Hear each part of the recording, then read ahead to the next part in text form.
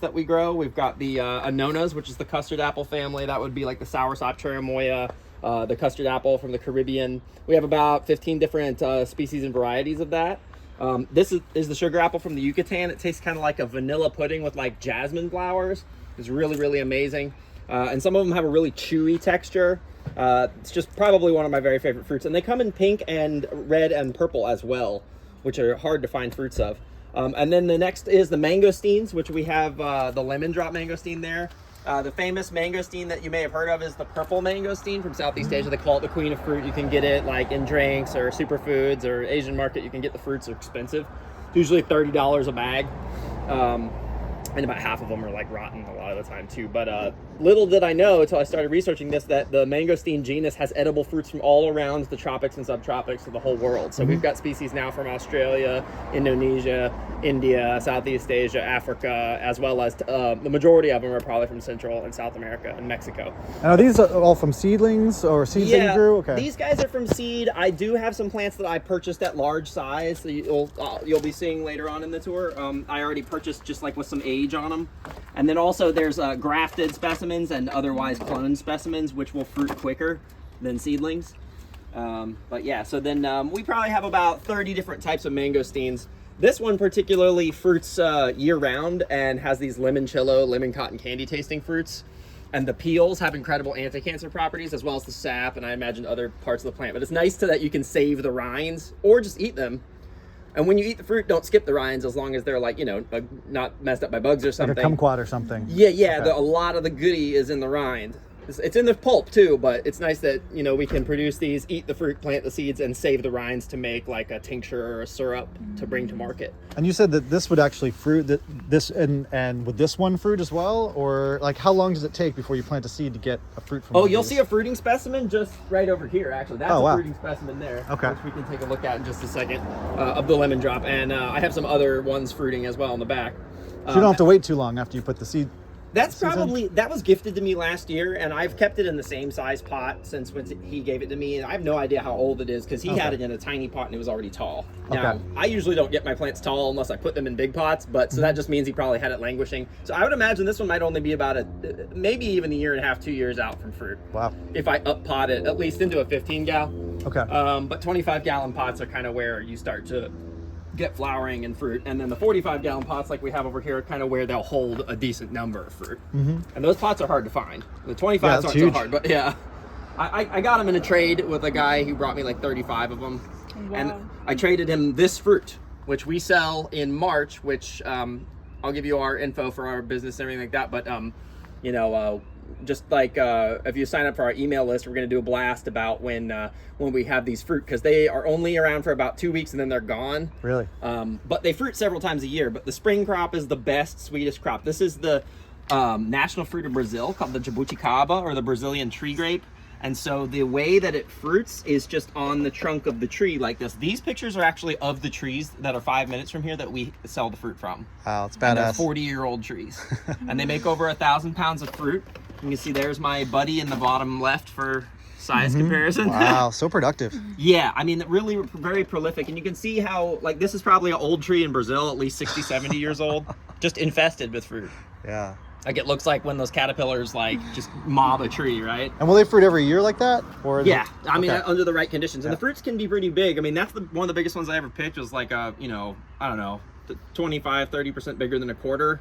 So, and then they have an amazing Concord grape, very rich grape, like sort of a fizzy grape soda flavor too, but also like if you like a lot of flavors I'll just throw out there is like Concord grape jelly, grape soda with like the fizz, even blueberry yogurt with like even a little bit of like a granola, and you can eat the seeds and crunch right through them, and they're sort of like a sprouted peanut, maybe a little more bitter, but they're very medicinal. So the peels, pulp, and seeds can be eaten.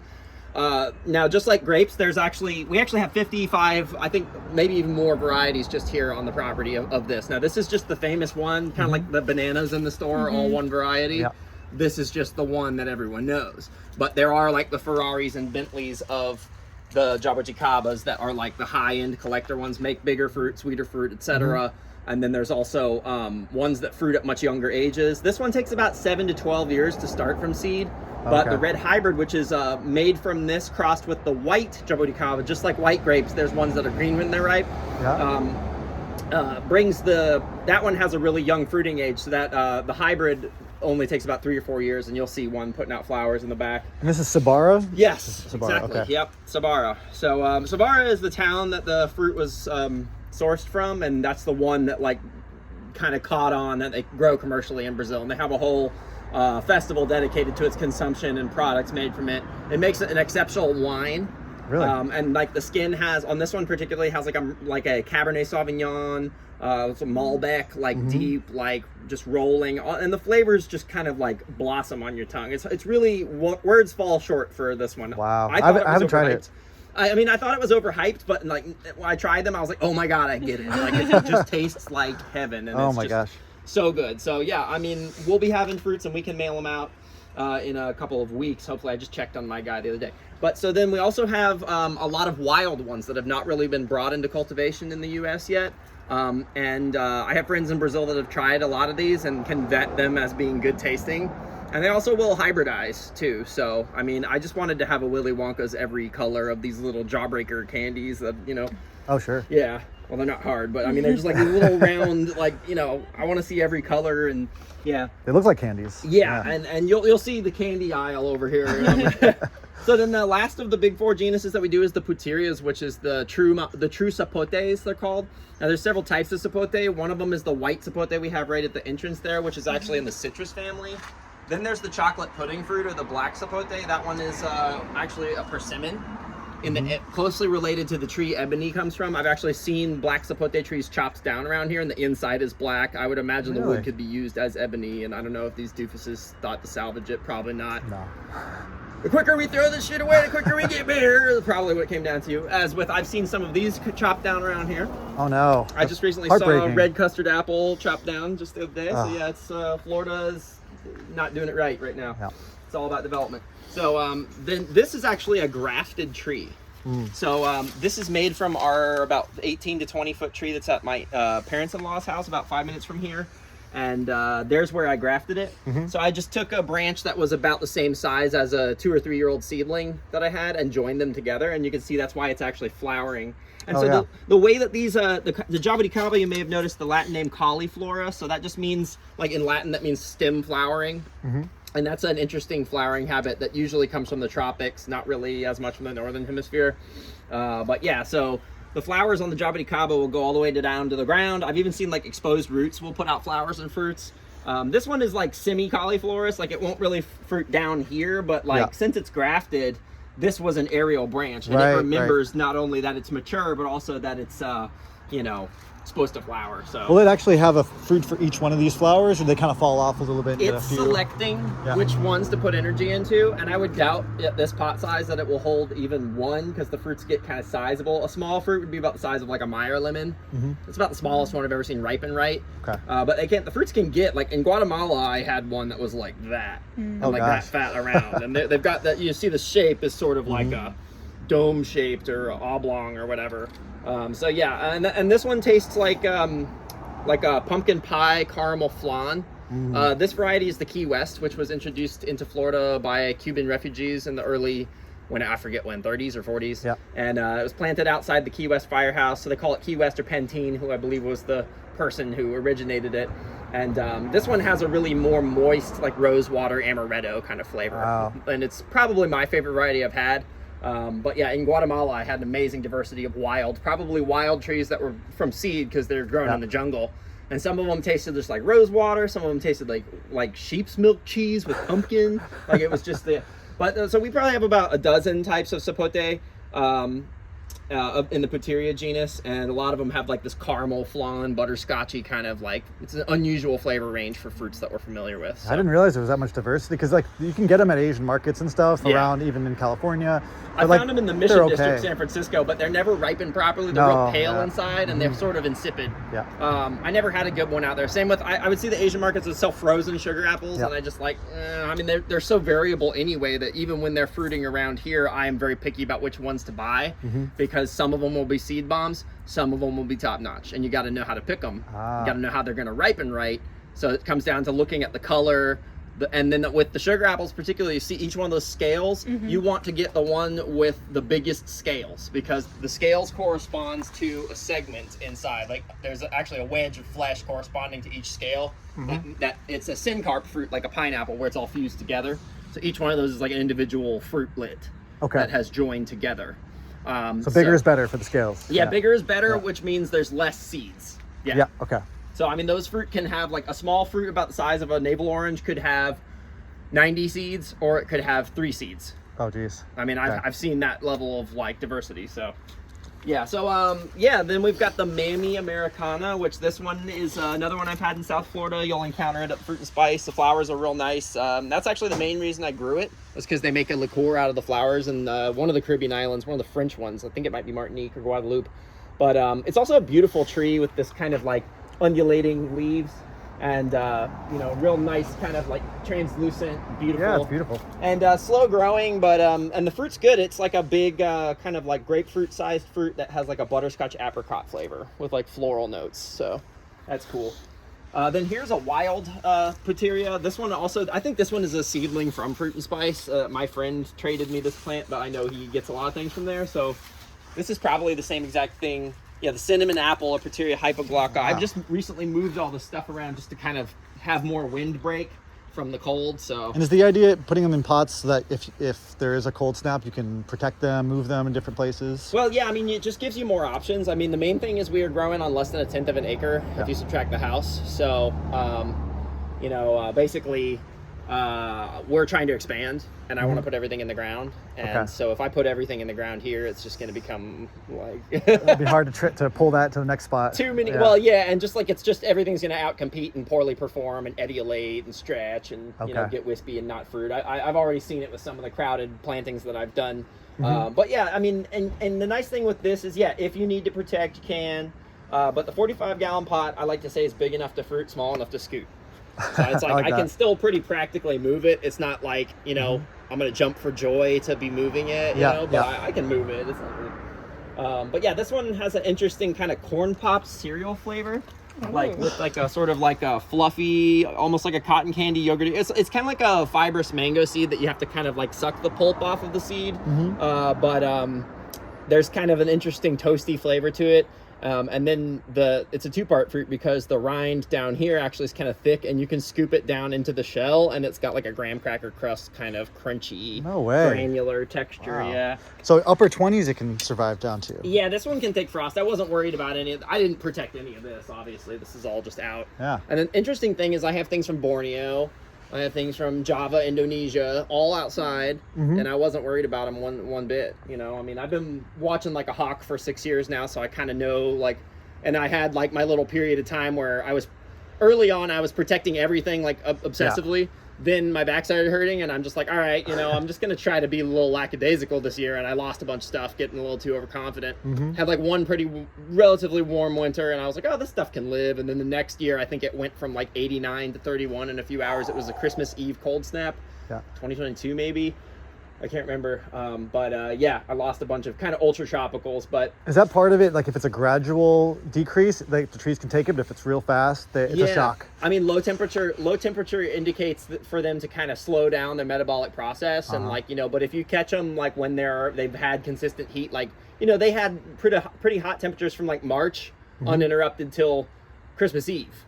And so they were in active growth the whole time, you know, maybe slowing down slightly because the days are getting shorter, yada, yada. But, you know, and we were past the solstice, but it was so warm that early part of that year that everything was in active growth. And yeah, so, I mean, but some of those ultra tropicals, also it was where I had them. I had a lot less windbreak up here in the front at that time. And I had kind of like this cool, like, sculptural wall of tropicals that Wow. looked really exotic. But I don't really try to mess too much with the ultra tropicals these days. Most of the things I like can handle a bit of chill anyway. Like, so this is another awesome sapote. So when I was in Guatemala, I had this one only one time when I lived on the Mamey, like the whole 6 weeks I was there.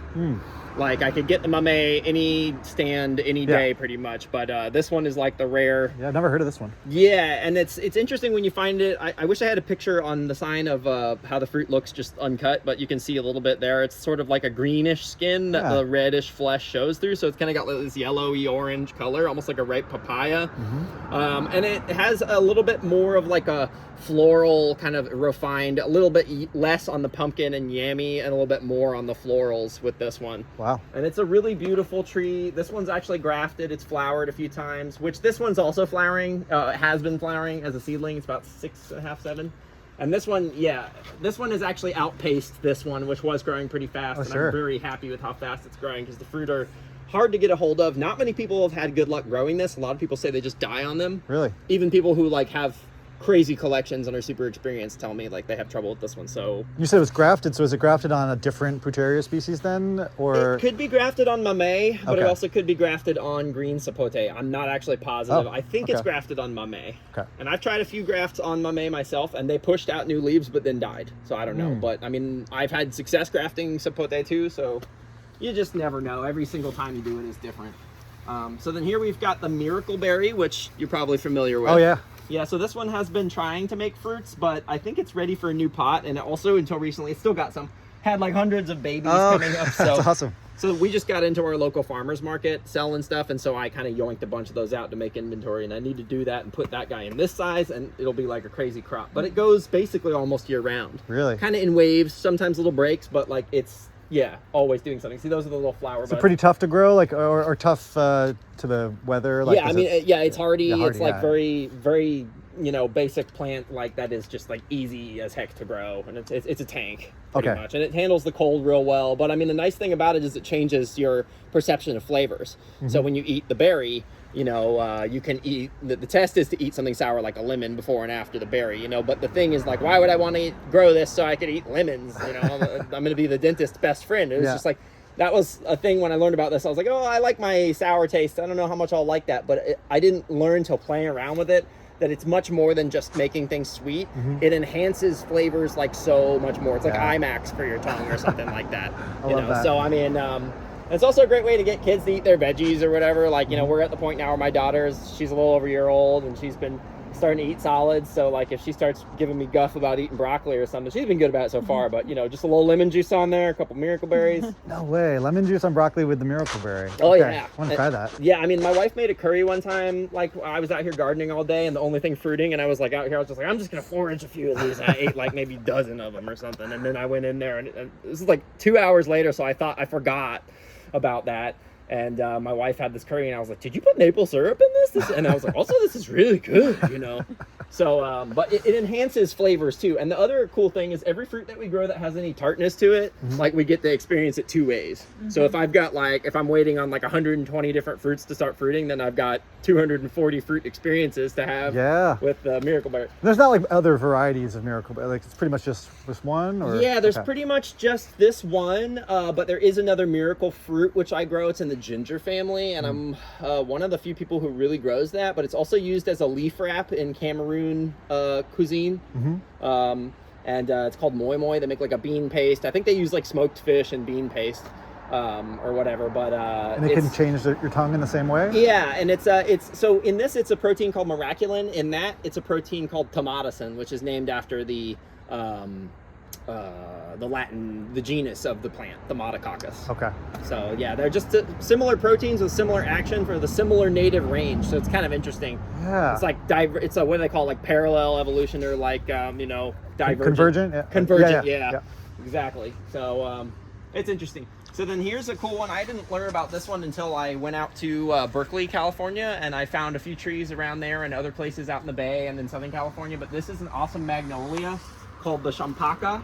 It's a sacred flower from Southeast Asia, and I think more people in the U.S. need to know about this one because it just smells like it's a really elegant flower, and it has a smell that is unlike any flower I've ever smelled. It's like a mango jackfruit with cinnamon and like saffron or something. Way. It's a very different smell. It smells to me like a mango lassi or something. Like with like some Palo Santo wood or something. It's just like very, and they use the bark as like a cinnamon substitute. Also the flower buds, there's some flower buds coming way up high on that branch there. What are these in the mid branch there? Those are, so this one is a natural species and it's fertile, self-fertile. So those are pods that will be seeds, so I can make some baby plants soon, which is good because I need more inventory. You said this grows in the Bay Area? Yeah, this one, I first found this at the Berkeley Thai Temple where they had, so the one I first discovered was this one, which is the white champaka. Now I actually have a story about this, which is, I think I kind of skipped a few little facts in the tour here, but our business is called the Ylang Ylang tree. So we named ourselves after the Chanel No. 5 flower, which this guy in the ground behind the cinnamon apple that's real tall is one of our Ylang Ylang trees.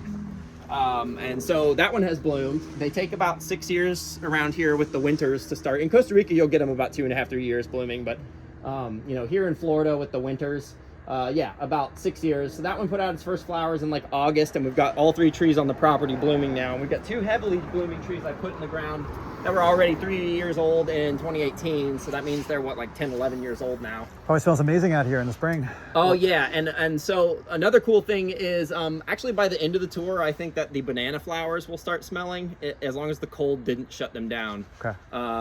But yeah, there are some amazing smelling things, including the osmanthus here. If you want to put your nose in something now, this is the one of the most expensive essential oils in the world. Ooh. And then yeah, these are the banana flowers. All the buds. There's flowers up here. It's called banana flower. Yeah, there's one kind of falling apart. And that's another magnolia. So we really like the magnolias. And this thing, this is a wonky fruit from China. It's kind of like a lychee, but it's in the citrus family. And then that thing behind it is a really rare magnolia from Thailand that blooms in the morning with this big yellow tulip-looking flower. It smells just like bubblegum cotton candy and like a mango lassi. Wow. And then this one smells like banana Laffy Taffy, almost like an artificial banana smell. It's so strong, it smells artificial.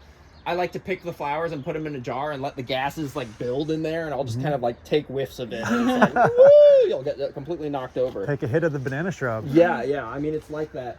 And then we also have the cocoa magnolia, which I think I protected the one that's in here. It's you'll see another one in the back, but that one blooms in the evening. So we've got a morning, midday, and an evening magnolia. Oh my gosh. Then with these champakas,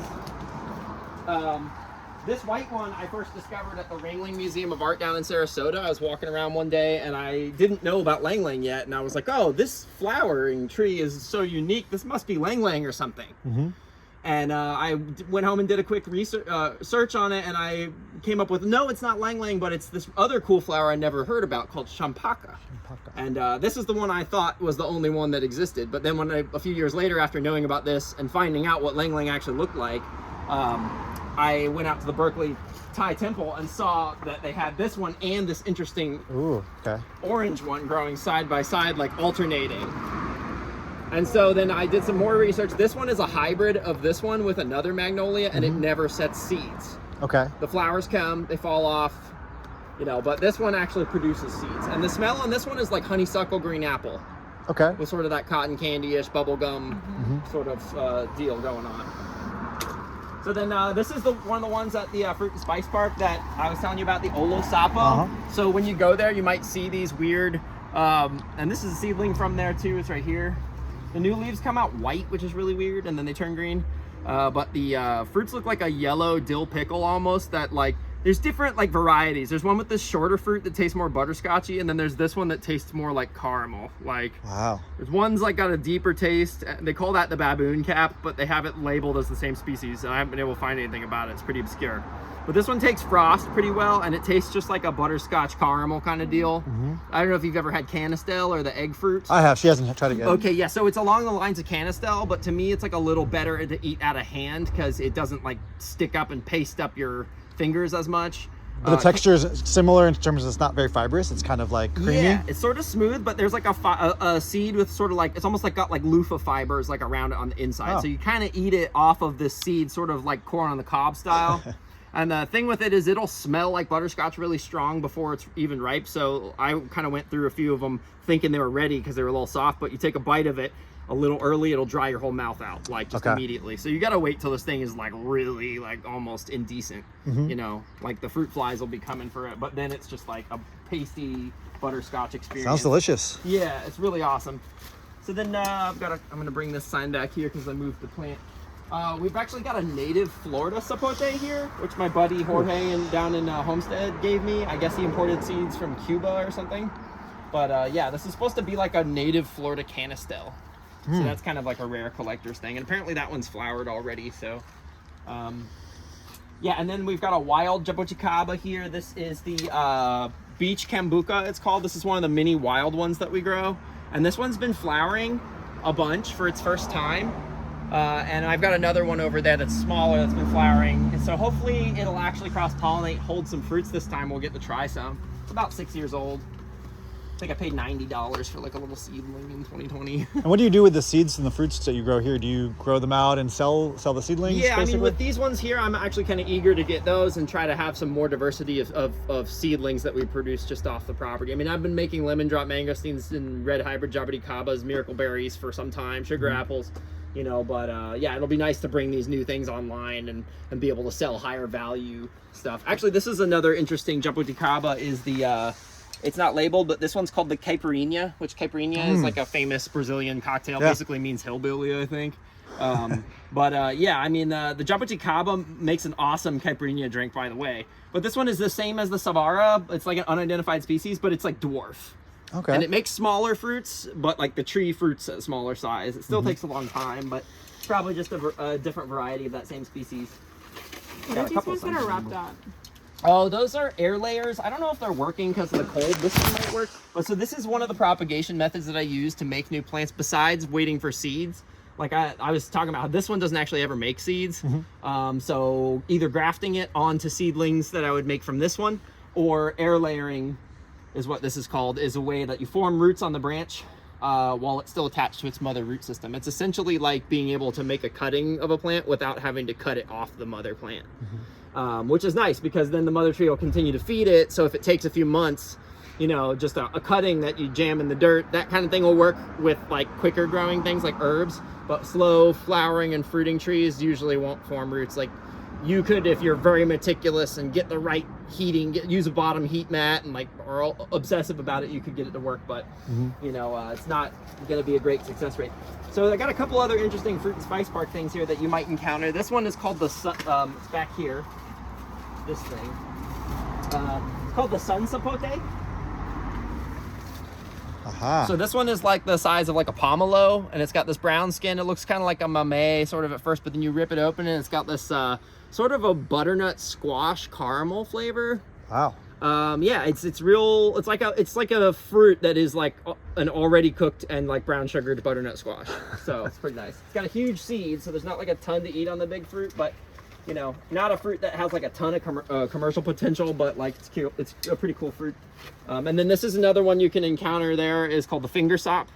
This is actually a relative of those anonas, like the sugar apple. I was talking about how each one of those scales is like a is like an individual fruit that like it's fused together. Well, the more ancient relatives of those have not fused together. Okay. So they form in like a cluster, but they're individual fruits. So they're very ancient fruits. They say this is like what dinosaurs would have eaten. Yeah. That's what they say. So yeah, we actually got fruits on this little tiny plant a couple of months ago, and yeah, they were pretty good. I mean, I'd had them at Fruit and Spice, but always the ones I would find had been stung by some bug, and they tasted like a smoky, weird, musty, fermenty flavor. But this one, is it more like the sugar apple or custard apple? Or? It was a little bit more like sugar apple than I thought it would be. It wasn't sweet. I'd give it a 2 out of 10 on the sweetness, but floral, I would give it about like a 5 or 6. And then it had like this interesting kind of sugar crystals thing underneath the skin. Overall, the flavor was like a very mild peach. But the interesting thing was that you could eat the skin, and it was like almost like eating like a little Vienna sausage that like tastes like peach. Like it's strange, real weird. But yeah, so then let me get my signs here. So yeah, where the other one go? There it is. So we'll go back here. We got 2 different types of jasmine. Oh, and the fruiting lemon drop mangosteen here. This is one of 6 that we have on the property that is fruiting.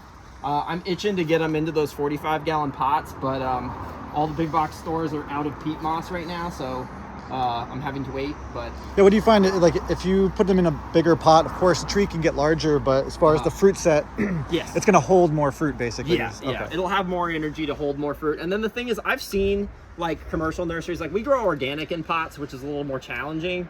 And there's people who say like, oh yeah, you're just washing all your nutrients away and yada yada, and you gotta, you know.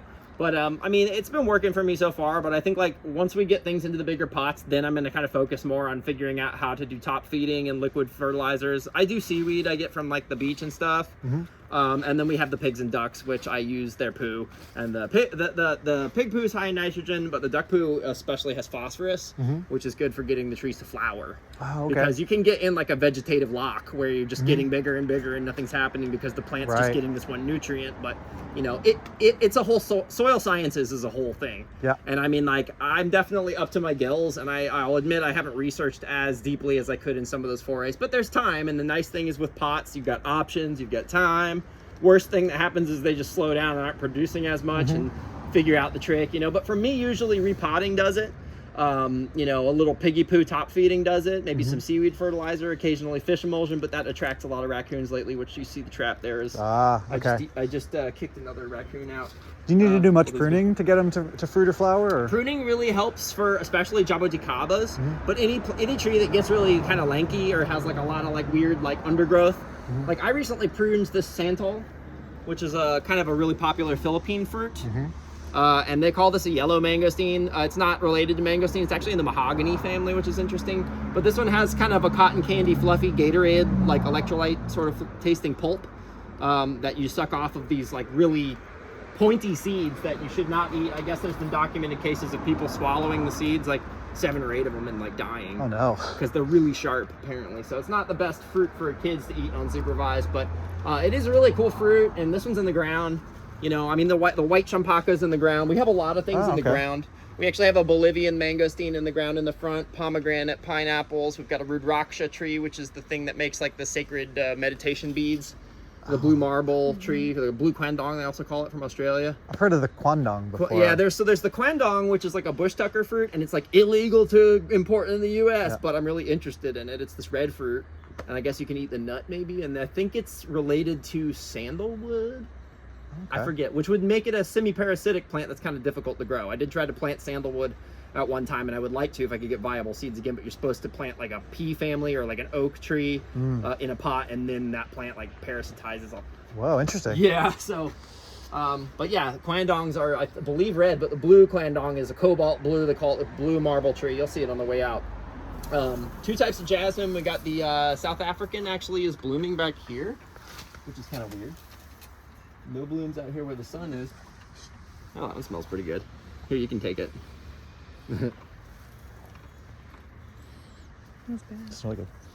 Smells like perfume. Yeah. So yeah, that one smells a lot like plumeria to me, which is unusual for a jasmine. But the poet's jasmine is the one on the other side here. There's one more. You can put these in tea or whatever too if you want, and dry them out. Yum. Cool. Thank you. Grandiflorum jasmine. This one has a very like jasmine tea kind of. That one's a more exotic smelling jasmine, unusual. This one's more like very archetypal, and it's kind of like a punch in the face with that very jasmine-y flavor that we know from jasmine tea. Pretty easy to grow here? Oh yeah. Yeah, okay. I think this one's from Turkey or somewhere. I'm gonna close this because there's some things hiding back here. So yeah, I just jammed a lot. I didn't even take some of these down yet because I think today I should take them down. But so this is one of our rare magnolias that we're one of the only people in the U.S. that grows this and sells it. But this is the dwarf Chinese magnolia, I call it, or magnolia coco.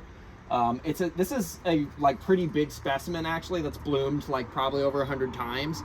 But this is when it was small and probably only about 16 inches tall, and there's the pot it was in putting out its first flower. And that's a picture from a different angle of the same flower, but Beautiful. They smell very much like cotton candy honeysuckle. Wow. And you can see I'm doing the air layering method to it. I have a couple people requesting to buy,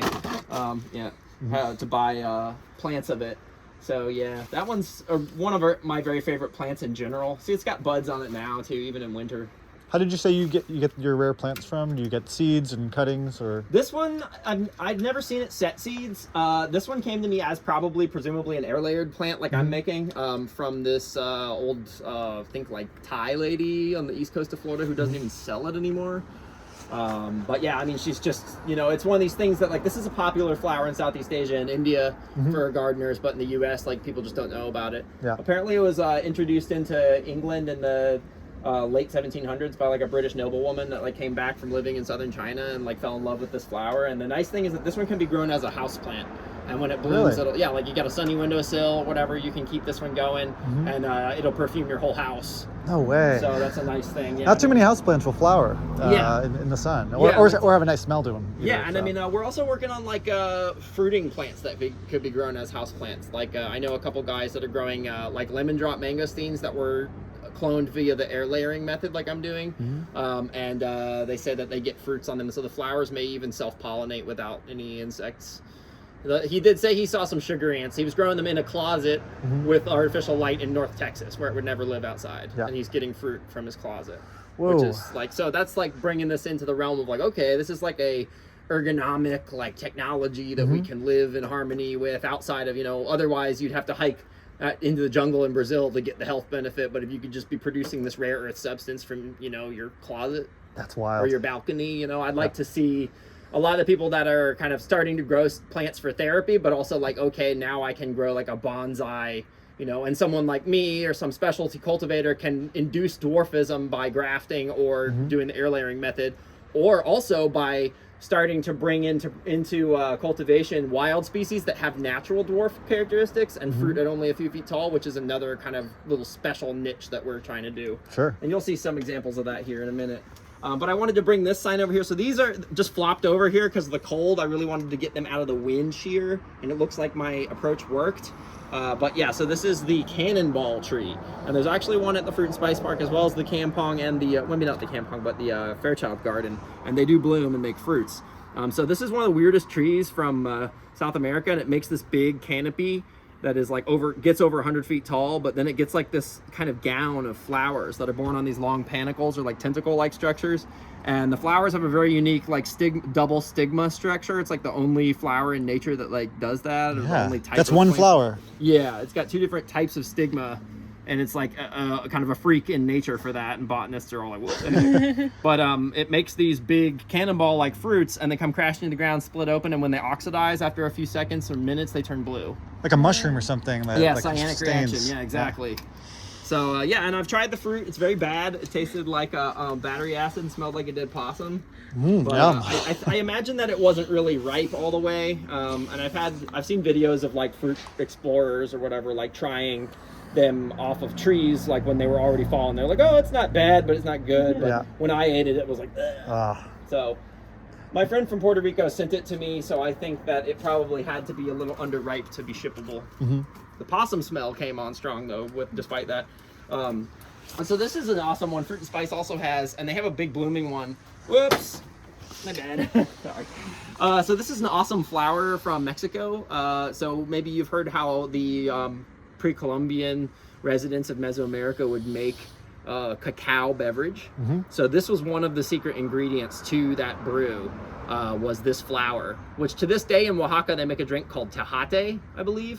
Not to be confused with tecate or tepache, but tejate.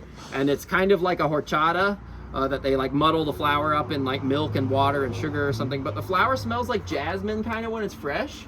But then when it dries, it smells just like French vanilla. Really? Even toffee almost. Yeah, so it's like they call this like a lost spice. Now the cacao beverage also involved the seed of the mamey fruit that was shucked out of the hard shell and then roasted kind of like an avocado pit. Because avocados are actually pretty closely related to the true sapotes, the Persea genus. They have a flavor if you roast the seeds of the mamey? I haven't done it, but I want to, because like we get mamey fruits not too infrequently, and we've got our tree at her parents' house is holding fruits that are probably about the size of like a small grape at this point. Which they had irrigation problems over there, is why we haven't had fruit, but it's been flowering. Oh, here's the other sign. It has more informative. Those pictures are from Fruit and Spice on the top, and then the bottom is like somebody that found the beverage in Oaxaca that they make, and I guess that's the resulting beverage on the bottom. Lost Spice. Yeah, but so my wife has some flowers she picked from a tree like years ago. It still smells so strong like caramel. So it'll store well, and yeah, I just am really excited. I imagine this has awesome health benefits. And it's in the same genus that Carrera Bello, which is really easy to say. The Chupa Chupa is kind of like the most famous fruit of that genus. This one makes like a small little fibrous fruit that smells good, but it's just all fiber and astringent. But this one makes this big fruit that's like, it can be pretty big, it's bigger than a grapefruit maybe, and it tastes kind of like cantaloupe melon with like flowers. And right now I just am protecting the stem from wind chill. And the leaves though get really big and heart-shaped and really beautiful in the summertime. Wow. So that's a pretty rare one to find in Florida. We've got a weird annona that fruits right at ground level called the Annona stenophylla, or the ground sop. So it kind of grows as like a tuber, and then like it grows in Kenya, I believe, where it catches fire in the savannah, and it sprouts back. So it doesn't bother putting flowers out at the top, and I imagine the pollinators and the consumers and dispersers of the seeds are down here. Yep, like turtles or something. Yeah, exactly. So then we've got, so this is kind of like the pawpaw from up north, but this is like the South American equivalent. And the tree looks very different from the pawpaw, but the fruit looks pretty similar. So there's not a lot of info on that. It's sort of a random one. Have you tried the fruit of any of those last two? No, okay. no. Actually, I mean, most things in here I've not tried. Oh, wow. But yeah, so then over here we've got an awesome tea plant. So this is actually called guayusa. You ever heard of guayusa? Yeah, I think I tried some dried guayusa leaves before, Yeah, exactly. So this tree was pretty hard for me to get a hold of for a few years. I was like impossible to find, and then finally I tracked one down. And now it's not as hard to find, but still not common. But it's basically the yerba mate of the Amazonian tribes. And you can see that these leaves are bigger. It grows in a more shade kind of environment. You'll see a true yerba mate tree in the back. That's what I'm drinking now, mixed with other herbs. That's like my daily go-to is yerba mate. But I actually do prefer guayusa. Really? It's less jitters, despite more caffeine. Very weird, but it's got like this kind of mate has like a little more tannins, I think, because maybe of the it grows in a more sunny environment or something like that. They're more dry, smaller leaves.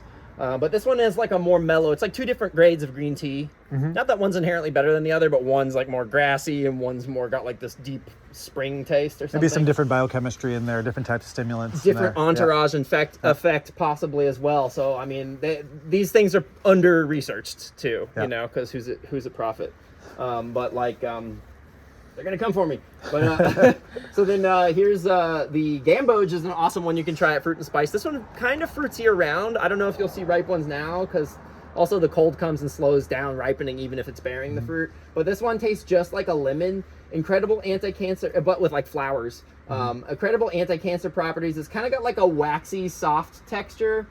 To me, it kind of reminds me of like the filling on a lemon bar a little bit, but it's not like sweet. It tastes like the filling on a lemon bar, but like the flavor of a regular Eureka lemon, but with flowers. But this one is an incredible anti-cancer.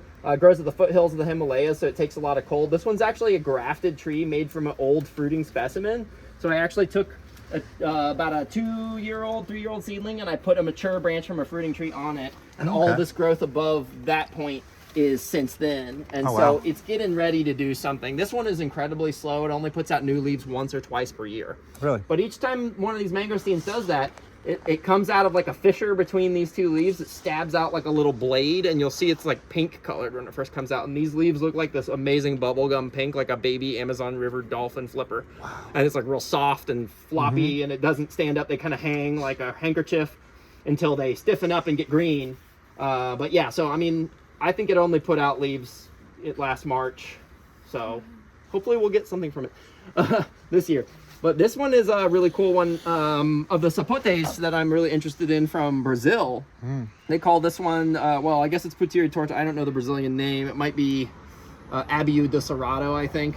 But this one has a very sweetened condensed milk flavor. It's like a rich, creamy, that looks like an apricot, but it's like pure cream.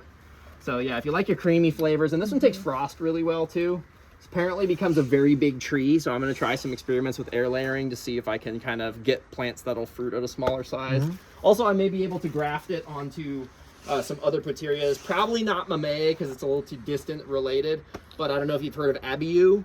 Heard of it, haven't tried it before. Okay, Abiu is like it's like this, but this is like the creamier version. It's a smaller fruit, but Abiu is like bigger and more like moist and like Tres Leches. Okay. So that's one of my wife's very favorite fruits of all. And we've got some small Abiu seedlings behind you. I don't think the sign's on them right now, but you'll see big ones in the back. I've heard a lot of people say that Abiu is like when they try it, they're like, it's one of my favorite fruits. I'm like, all right, I got to put that on my list. I mean, it's just so different from any fruit that, you know, I'd ever had before, because it's got like, it's almost like a very, it's kind of like, you ever had like a caramel Italian soda or something like that? Like they put like a sort of French vanilla syrup in it, but like it's not bubbly, you know, effervescent, but it's got this very, it's somehow hydrating, gritless, fiberless, and completely subacid, you know, with this amazing caramel nectar in it. It's just like, yeah, wow. You just got to experience the Abiu. The only warning I'll give you with that is, and some of the sapotes, is check for aborted seeds inside before you go munching, because there can be sharp little aborted seeds. Okay. Especially Abiu, I've seen they make like these really hard needles in there. Like if a seed partially formed and stopped, like if you swallow that, it'd be... Oh gosh. Okay. So they need to come with a warning label, but just eat responsibly. It's kind of like eating stone crab claws or something. So this is the seashore mangosteen I was talking about that I love so much from the Fruit and Spice Park. And these are grafted from trees at the Fruit and Spice Park that I did a trade with them.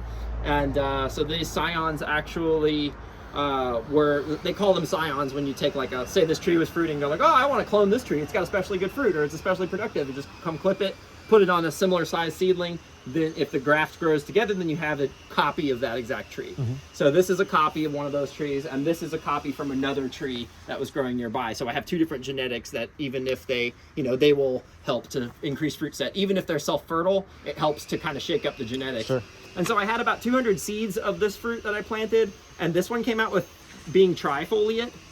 You see at the top there, there's 3 leaves, and the rest of these trees, as you see, they tend towards this bifoliate, you know. But so this one was mutated to have 3 leaves. Out of about 200 seeds, 3 seedlings came out that way. 2 reverted to 2 leaves, and this one has reverted to 2 on all the new growth, but the main stem remains 3. So what I may do is, like, if that remains 3, I may kind of graft that and propagate like the trifoliate mutation just for curiosity. I don't know.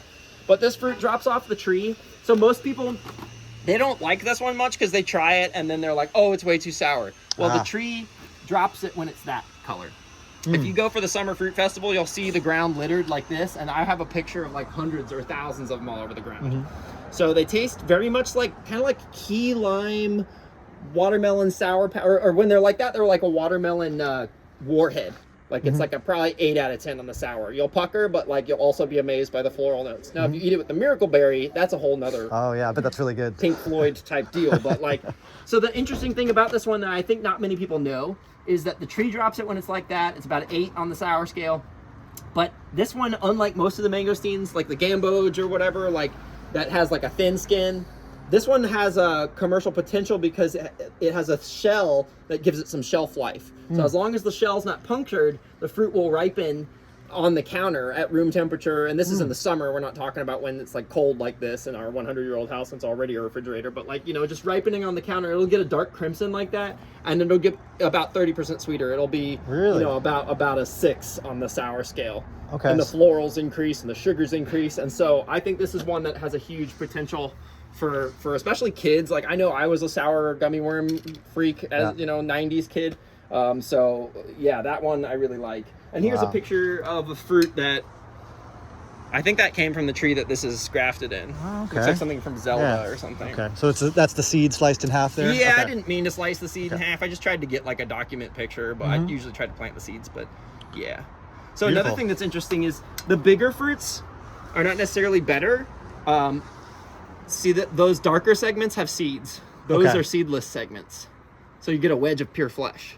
Pretty thin skin compared to the regular purple mangosteens. Yeah, the purple mangosteen's real thick. So another thing about that is, that's interesting about this one, is they sort of postulate that this one is the wild parent of the purple, and the purple is like been created. Okay. It's either like a wild hybrid or created in cultivation by some, you know, ancient.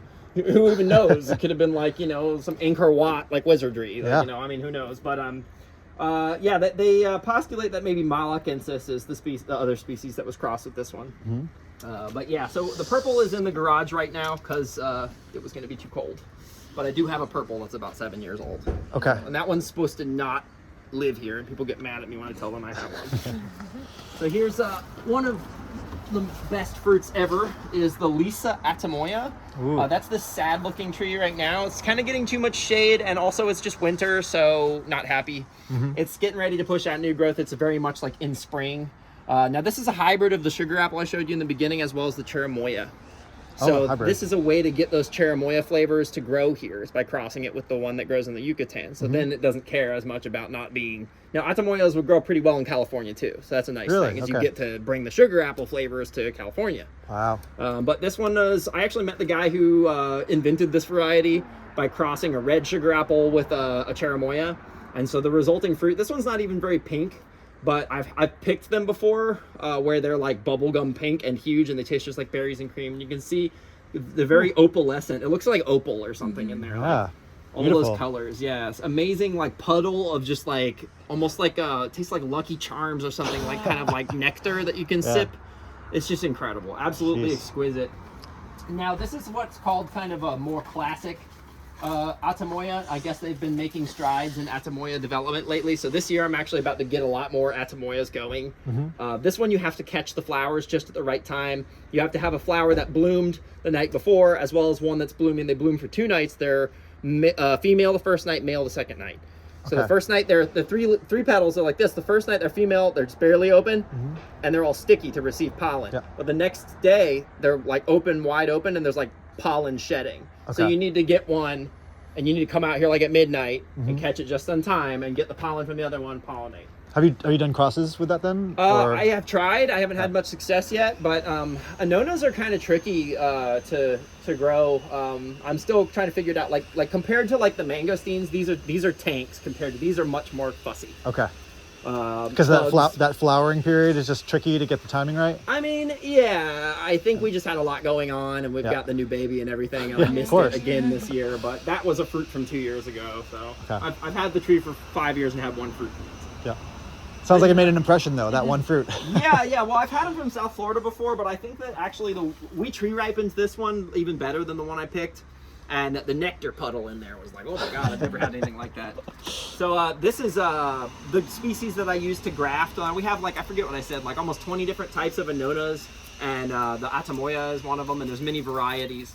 But there's one plant I use as the rootstock, or the host species, to graft all the many different, even the wild different Anonas onto, and that's this one called the mountain soursop, or the Anona montana.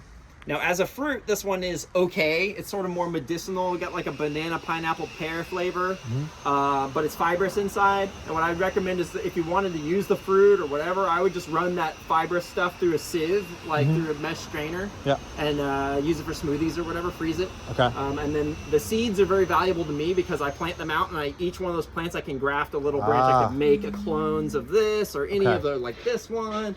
You know, and so I have thousands of them in the driveway. Really? Also, I sell to other growers, and like on eBay, I'll put like bulk of like 100 seedlings, $200 or something. You know, $2 a plant. Like, can't beat that. There's other people online selling them like $25 a seedling because it's considered a rare plant. Now this one, you use that for rootstock because it's very receptive of the scion, or it's just easy to grow, and is that the main reason? Great questions. So I mean, this one here is probably grafted on cherimoya. Now, that's orthodox wisdom is like cherimoya is the best rootstock. Well, for where? Cherimoya doesn't do good here. Yeah. So why would I use that as the rootstock? Plus, it goes deciduous. It loses its leaves. It goes dormant, which means it can reject the scion during that time. Starve. Like if you're grafting an evergreen species onto a deciduous species, you know. So I mean, I just know I've seen this tree perform so well here, and it doesn't ever lose its leaves, and it doesn't care about soil being flooded. It doesn't care about soil being poor and sandy. So the roots, you know, they synthesize the nutrients and feed the scion, whereas you might have a picky jungle species that wants like volcanic, like mineral-rich soil, but like this one can translate Florida poor soil into something good for it. Now, of course, you have to fertilize it. You can't just like hope for the best. But so during COVID, I found this giant tree of the mountain soursop. This is one of these like the giving tree, except without the sad ending where I chop it down and like take everything from it and be like, thanks for making a canoe out of yourself for me. You know, it's just like giving to me, and it's a mutual relationship. And I'll tell you why, because I actually saved this tree from maybe being destroyed. Because around here, like I was talking about, there's all this development. This whole town's changed so much in the past 10 years. I'd say it's like 3 new like iterations since just before COVID. Like if you blink, something you love will be gone. Whether it's a historic house or an awesome fruit tree. So I discovered this during COVID, dropping all these fruits everywhere. And this is during a time I was like, damn, how am I going to make money during this? Well, all the fruits were all over the ground behind a bank dumpster. And I was able to just go scoop them up and get the seeds. I started just selling seeds and seedlings on eBay, and that kind of helped to start this nursery project up because there was demand for that. And then I started researching that it's actually great for not just grafting, but also for the tea. Maybe you've heard soursop leaf tea is like an anti-cancer. This one is the one they did the study on, and it's actually more potent than the regular soursop. Wow. So this one is good for tea. It's good for grafting. And so then I just felt, I get very sentimental about certain specimens of trees, especially that one that like ended up making us so much money and helping to like support us during a tough time. And I'm like, damn, if this tree gets destroyed, I'm gonna be so mad. So also though, there's a tactical reason to that is I want to produce my own seeds in case anything happens to that tree. And also I can stop going and shoveling things up from behind a bank dumpster. Not to mention a few months ago, I went back and sure enough, they cut like half the tree off. Oh God. The funny thing is, maybe you heard the whole thing about the United Healthcare guy getting killed and everything, right? Yeah. So this company that's a subsidiary of United Health built the giant new building that's next to the bank. Yeah. That came and cut this anti-cancer tree in half. Oh, that's so ironic. they can sell policy. You know what I mean? It's just like just the irony of that. It's like here's the cancer-carrying tree. Yeah.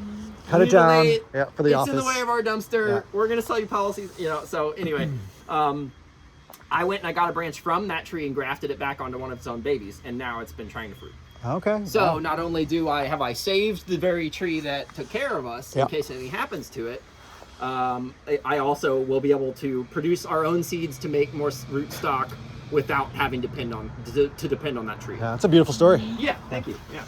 I like to go on a tangent and tell that because Please. I like that this one is also, that kind of explains why this one is flowering at such a small size. Like the guy who has those big Jabuticaba trees, I gave him specimen.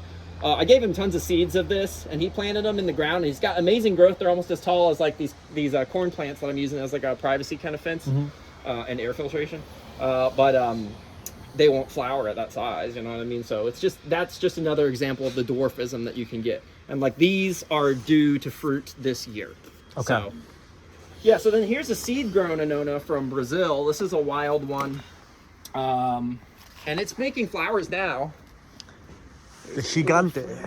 Flower there, Gigante, yeah. So this one is supposed to be an extra large fruited variety of this species, and it's supposed to taste like a sugar apple with like pineapple flavor, and it's supposed to be one of the most cold tolerant ones, so I didn't do anything for it this time. And then the next time you make beans and rice, you should hold on to these guys. This is the bay leaf, so the bay laurel, which is really easy to grow. It's slow growing, but Thank you. and it's much better right off the tree, of course. Hold it. So then we've got another Mamey Sapote behind you. This is the original grafted tree that I had actually purchased, and the story about this one is I actually purchased it as the green Sapote, and it was labeled as the green Sapote, and I was like always scouring eBay or wherever I could for like rare trees, and I was like, oh shit, somebody's selling it. And I rounded up my money and like was like paying them and like, send me a tree.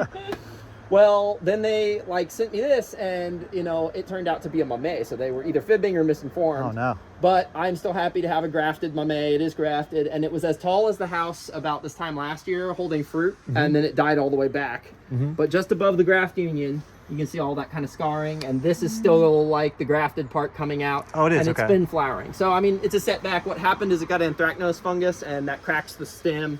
So I just need to spray copper sulfide or move it to somewhere with more air circulation. So it wasn't the cold, it was the anthracnose. Okay. Yeah, exactly. So this is kind of what I call the candy shop here. We've got there's another specimen on the soil line of the Mamey, but this is a Jabuticaba, one of the wild ones that was discovered during COVID, essentially. They just gave it a Latin name in 23, I think. Cerealis, and somebody likes all their extra vowels. Yeah. But, you know, they say that this fruit is actually really delicious, and it's got this beautiful frosty blue purplish color. And this is a flowering size specimen. Believe it or not, the smaller one over there actually has flowered. That flowered first even. Huh. And so just waiting for these to kind of get up enough momentum to cross-pollinate each other, and we'll be able to try some fruit. But it's really beautiful, and like, yeah, the leaves feel almost like a fake plant. Yeah, really unique. It's native to a pretty dry habitat called the Cerrado, which is a highland tropical savanna habitat in Brazil where there's a lot of biodiversity. It's one of the most biodiverse places on the planet. Now that correct. Yeah, so then there's also like they're just all very fountain-esque, ornamental kind of shrubs, but they make these awesome, like, Beautiful. candy kind of, that looks like Starburst Bites or Skittles, right? I believe that's different stages of ripeness. Right. But I just, like, when I first saw that, I was like, oh my God, I have to grow that one. Yeah. Now, I think that the fruit is kind of small and seedy, but, you know, it's just a curiosity. But then there's also ones that look like nerds. Do they tend to ripen differently? Like on the same tree, you might have an unripe, a ripe, Yes. halfway. Yeah, Okay. they'll be at all stages. Okay. Yeah, and you'll see everything from flower to bud to Right. unripe fruit to ripe fruit to old dried fruit hanging on there if you don't pick it. You know, yeah. So then there's that magnolia that smells like the bubblegum cotton candy I was talking about in the beginning. This is one of the ones in the ground, and it's taken to this interesting habit of doing that. It was very nice and standing up, but so I'm either going to train it up or clone it. I'll probably clone it because we got that farmer's market gig now.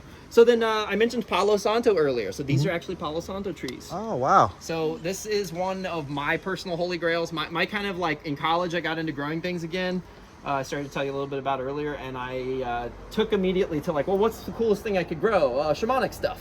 So I got into San Pedro and all the ethnobotany, and I had some cool books on ethnobotany and things. So then I had some friends that went to Peru and brought back Palo Santo. This is before it was really in everybody's kind of lexicon. I think I heard about it first time in like 2010, 2011. And my friend brought back this huge log of it. And I was like, oh my God, what is that? I have to know about this. Why have I not known about this my whole life? And I just fell in love with Palo Santo, and we would do like our like meditations and burn it and stuff. And so then I was into growing things, and I was like, man, what would be better to grow alongside San Pedro than Palo Santo? Yeah. Like, you know, so it took me actually hunting for this plant over a decade to be able to get it. And so now we have 3 big specimens that I have cloned many times, and I've been able to disperse to people who like had that similar kind of idea of like, oh my God, I can grow Palo Santo? Yeah. But Palo Santo is an awesome representative of, and it enjoys an unusual level of kind of contemporary fame, but it's actually related to frankincense, which is much more obscure to people and much more obscure of a plant to grow, which you'll see this is actually where we keep all the frankincense trees. We actually grow about 16 species of frankincense, including Really? myrrh, we grow copal, but Palo Santo is one of the copals technically. Okay. So, which copal is essentially the, now you can smell fresh Palo Santo. Wow. Thank you. Yeah. Oop.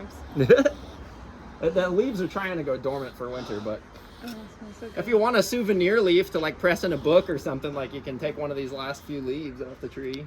Sure. Here's a nice little trifoliate one. I love Palo Santo. Yeah. Yeah. You both want one? Yeah. Yeah, sure. Let's see if I can find one that's not crinkly yet.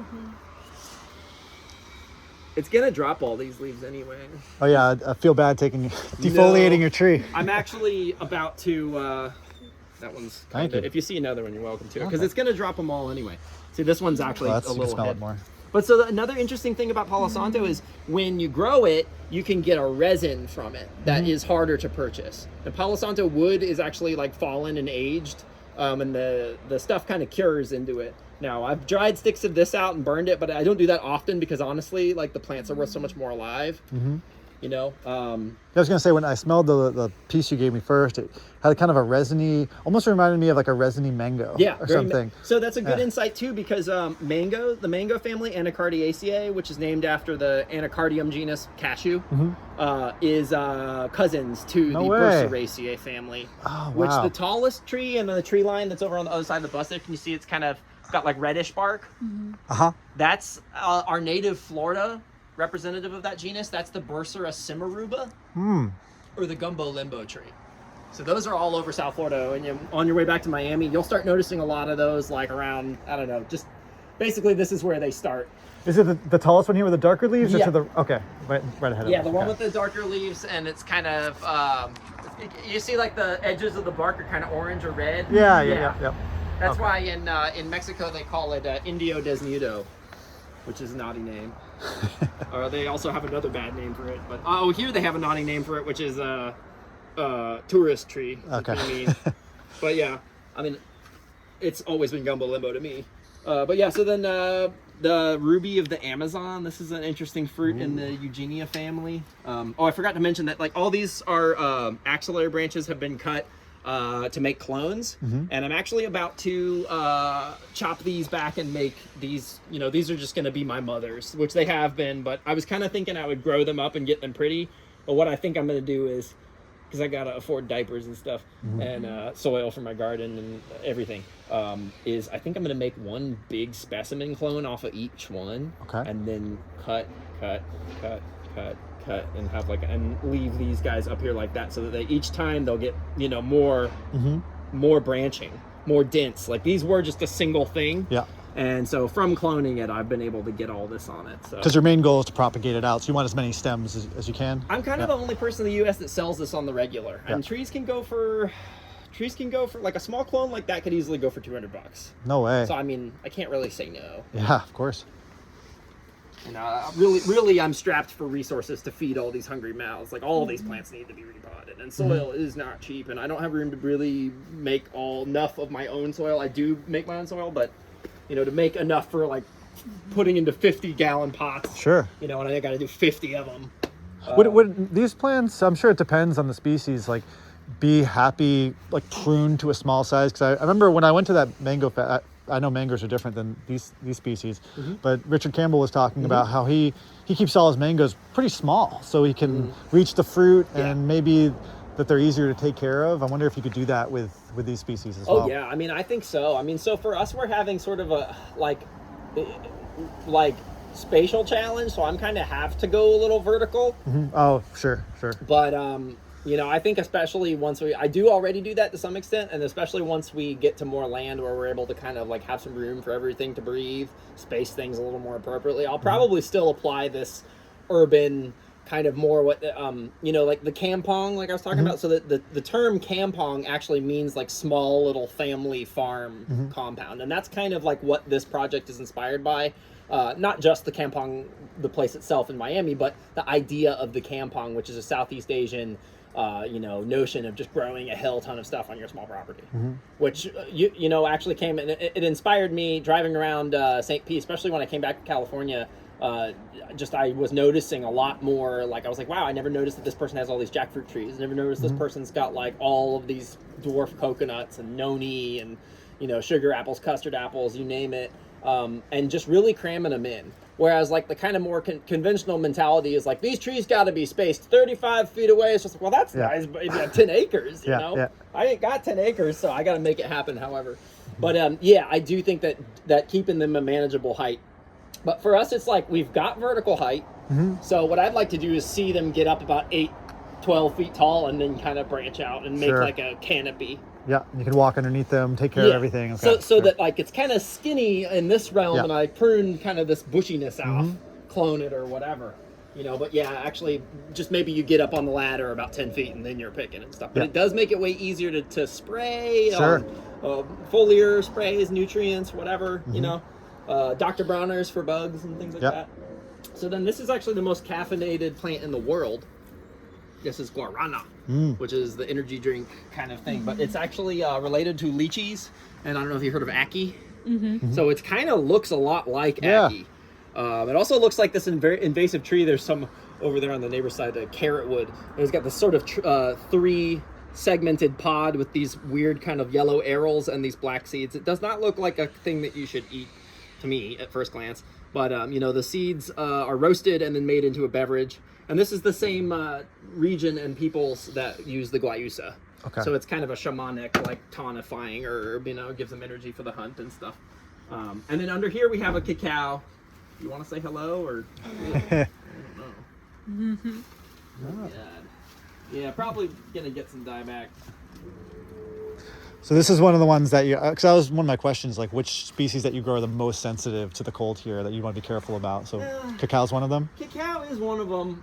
They really hate wind. Like I should put it in a spot that's a little bit, like we get a wind tunnel through here. Despite all the windbreak and everything, the wind kind of reaccumulates and goes down here at night. So I've seen things that like, maybe they were here like a few days before, but I moved something and then they ended up like a few feet out and they like never got damaged before, but then they get damaged. Really? So it's like the very micro, whatever you call it, aerodynamics or vortexes that happen cause damage. And I think this one actually, like the crispiest stuff I saw was right up against the, like Yeah. Yeah, Right not, up against the not fence. happy. And that was before the real cold snap, so I was like, damn, I really have to do that. Now these guys, I don't know if I needed to, but they're just so valuable that I wasn't gonna mess. Like these are trees that are worth like thousands. And so actually beginning the frankincense, this is the blue frankincense it's called. So there's, frankincense is, again, we're talking about the Burseraceae family, which is the cousin to the mango. So a lot of terpenes in the sap, although in the mango family, there's usually urushiol, which is the irritant that's in poison ivy mangoes. That's why you don't want to get mango sap on you, or if you're cutting mango tree branches and get the sap, it'll burn you, even if you're not like allergic to mangoes. Most people think they're like allergic to mangoes. It's actually just because there's urushiol in the skin. Maybe the fruit was picked a little ripe and they bit underripe, and they picked, you know, they ate the skin or something. But there is actually a mango family member that's kind of weird for the fact that it doesn't have any of that urushiol, and this one is used very much like frankincense. It's actually such a foundational plant. It's one of those Mediterranean ones too that I said was an exception to hating growing here. Yeah. But this one's actually where the term mastication comes from. Oh, like a masticum tree? Mastic, yes. Masticum? Yes, Okay. mastic, which they used historically for shipbuilding. They would seal planks together and like waterproof it with mastic resin. But the resin is so useful. It's used as an incense. It's used as for perfume.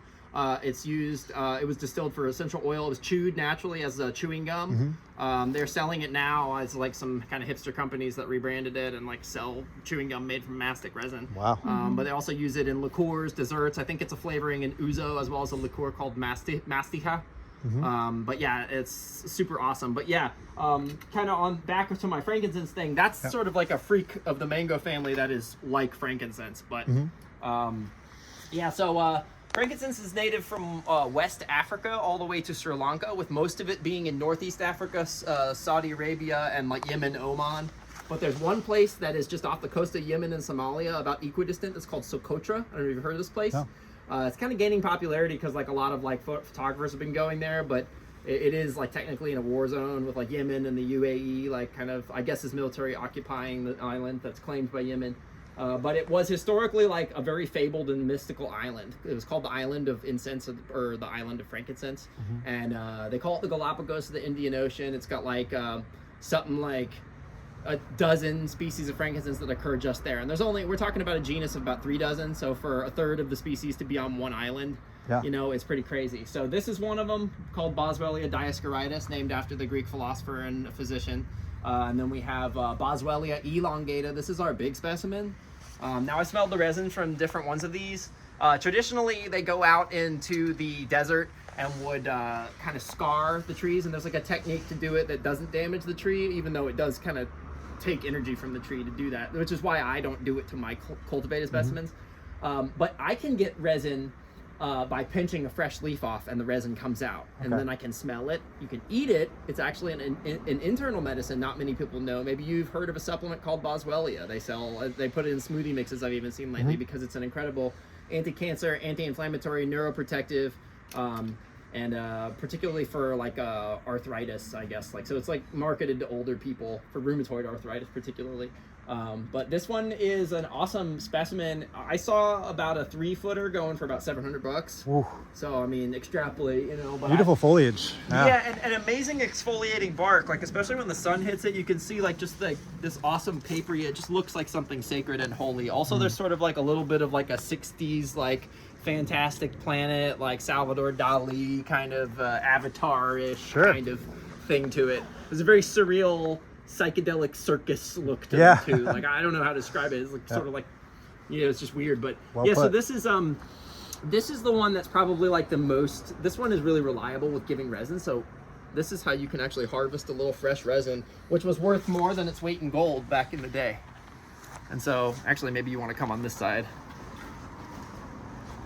So there's actual frankincense resin coming right out. So just like if I had a spring on my property, I would have water, like, you know, sovereignty. Like, I've got frankincense sovereignty here just on our small property. So that's just like liquid gold right there. So the way that I actually enjoy it is you can smell it just from the leaf.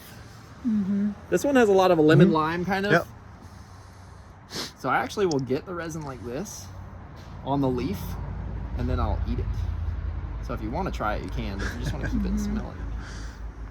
So You it's like on lick the- it off, or you just chew it? I mean, you could chew the leaf too, but yeah, I just like kind of like get the resin off of there. I just use the leaf as like a. I think this would be awesome in like a gin cocktail or mocktail or something.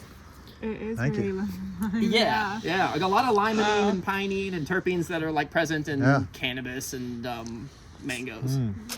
So yeah, this is an awesome specimen, native to that just one island in the world. It's about 50 miles wide by about 20 miles tall, and it's a very topographical, otherworldly landscape. Definitely go check out videos on YouTube of Socotra. It's like mind-blowing place with coral reefs all around it. Now I'm gonna try to remove this sheet. Now, the people that are buying the cuttings or buying the small plants, would they use it for producing like actual frankincense sap for incense purposes, or it's more for collection, cultivation, horticulture? Well, you know, it seems like people have those kind of aspirations, but like, you know, the plants are not easy to get a hold of, and they're not cheap.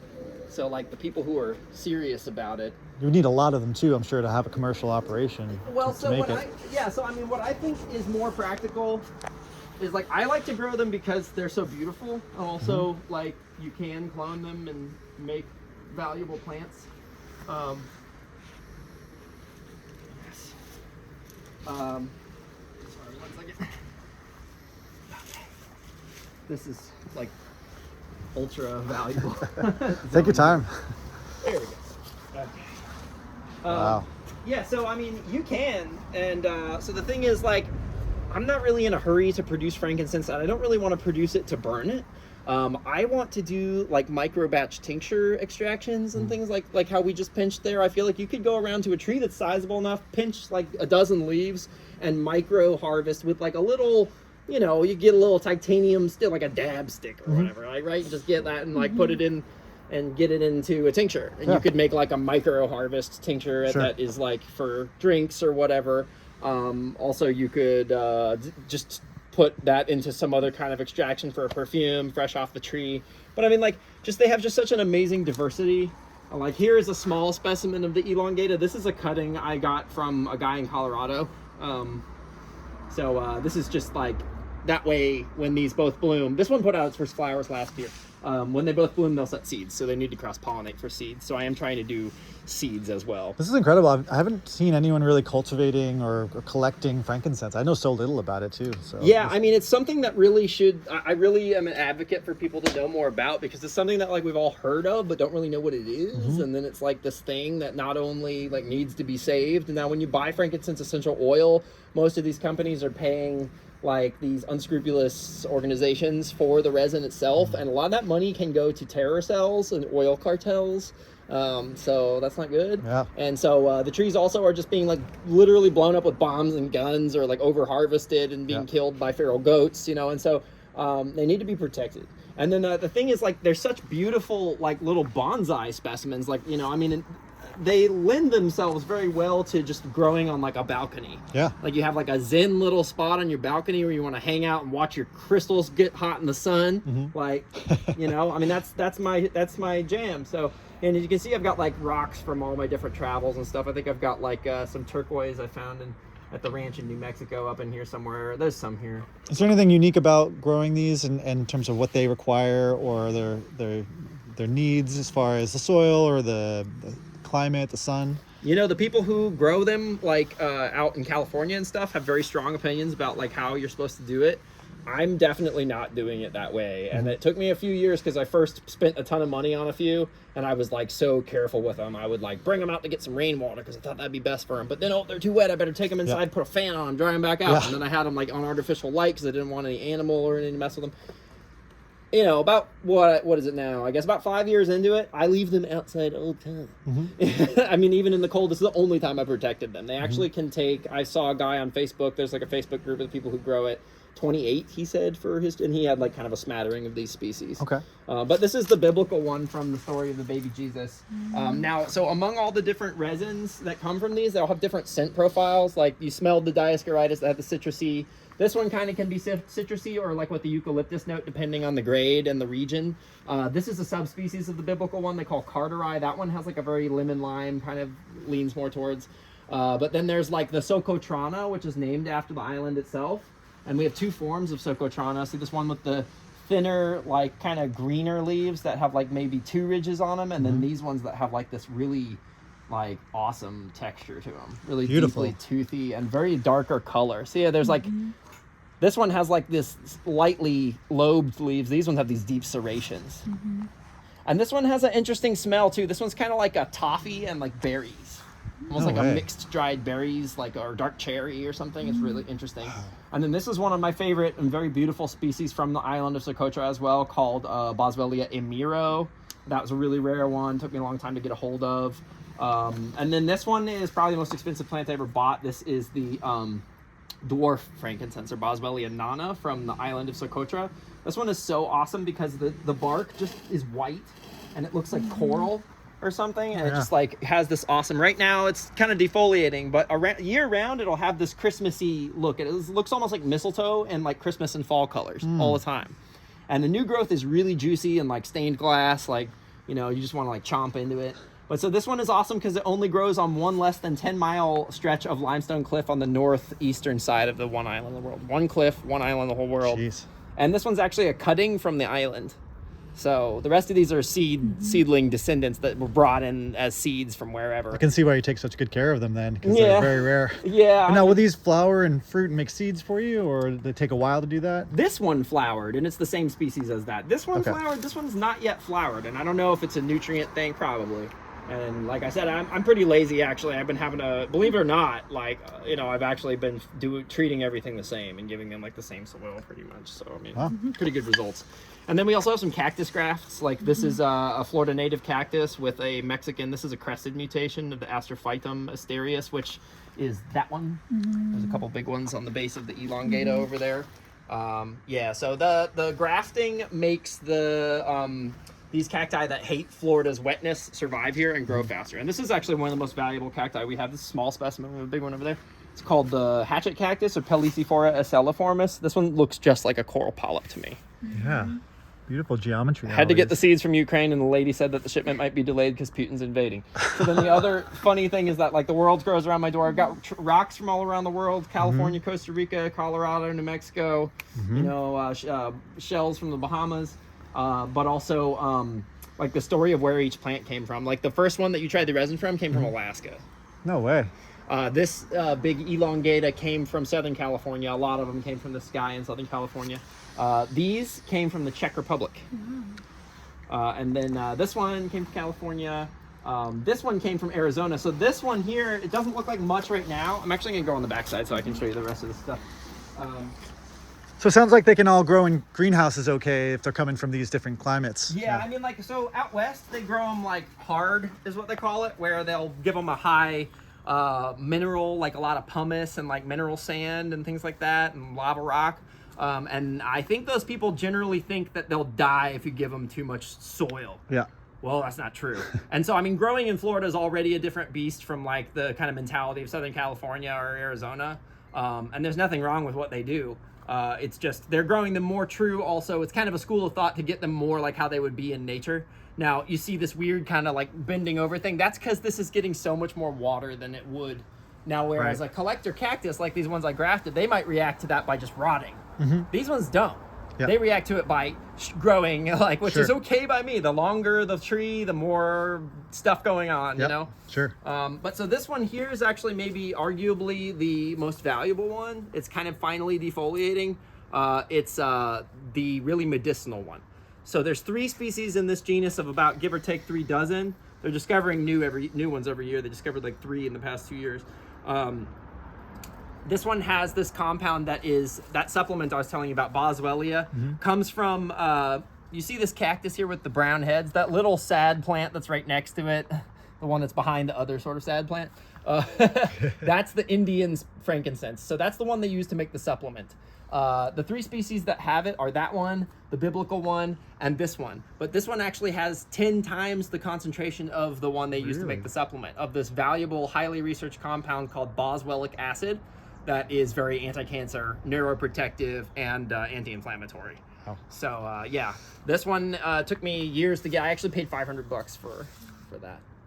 So then when you repot, some of these like can be done by cuttings, but some of them, what they do, the main way to propagate them is when you repot them, you'll see that the roots form these tubers. that you can almost just snap. They have like a skinny spot, and then they get thick again, almost Yeah. like peanuts. Yeah. You can kind of break them off and plant them and make new plants. And so that's what I did. This one here, again, going dormant, but like this is an example of one that, you know, I made as a backup for this, but I did have about 6-7 more that I had sold off for prices from between $200 and like $400. Wow. And they're worth the money too, because I actually, last time I saw one for sale, it was even smaller than the one I had, and it was like $550.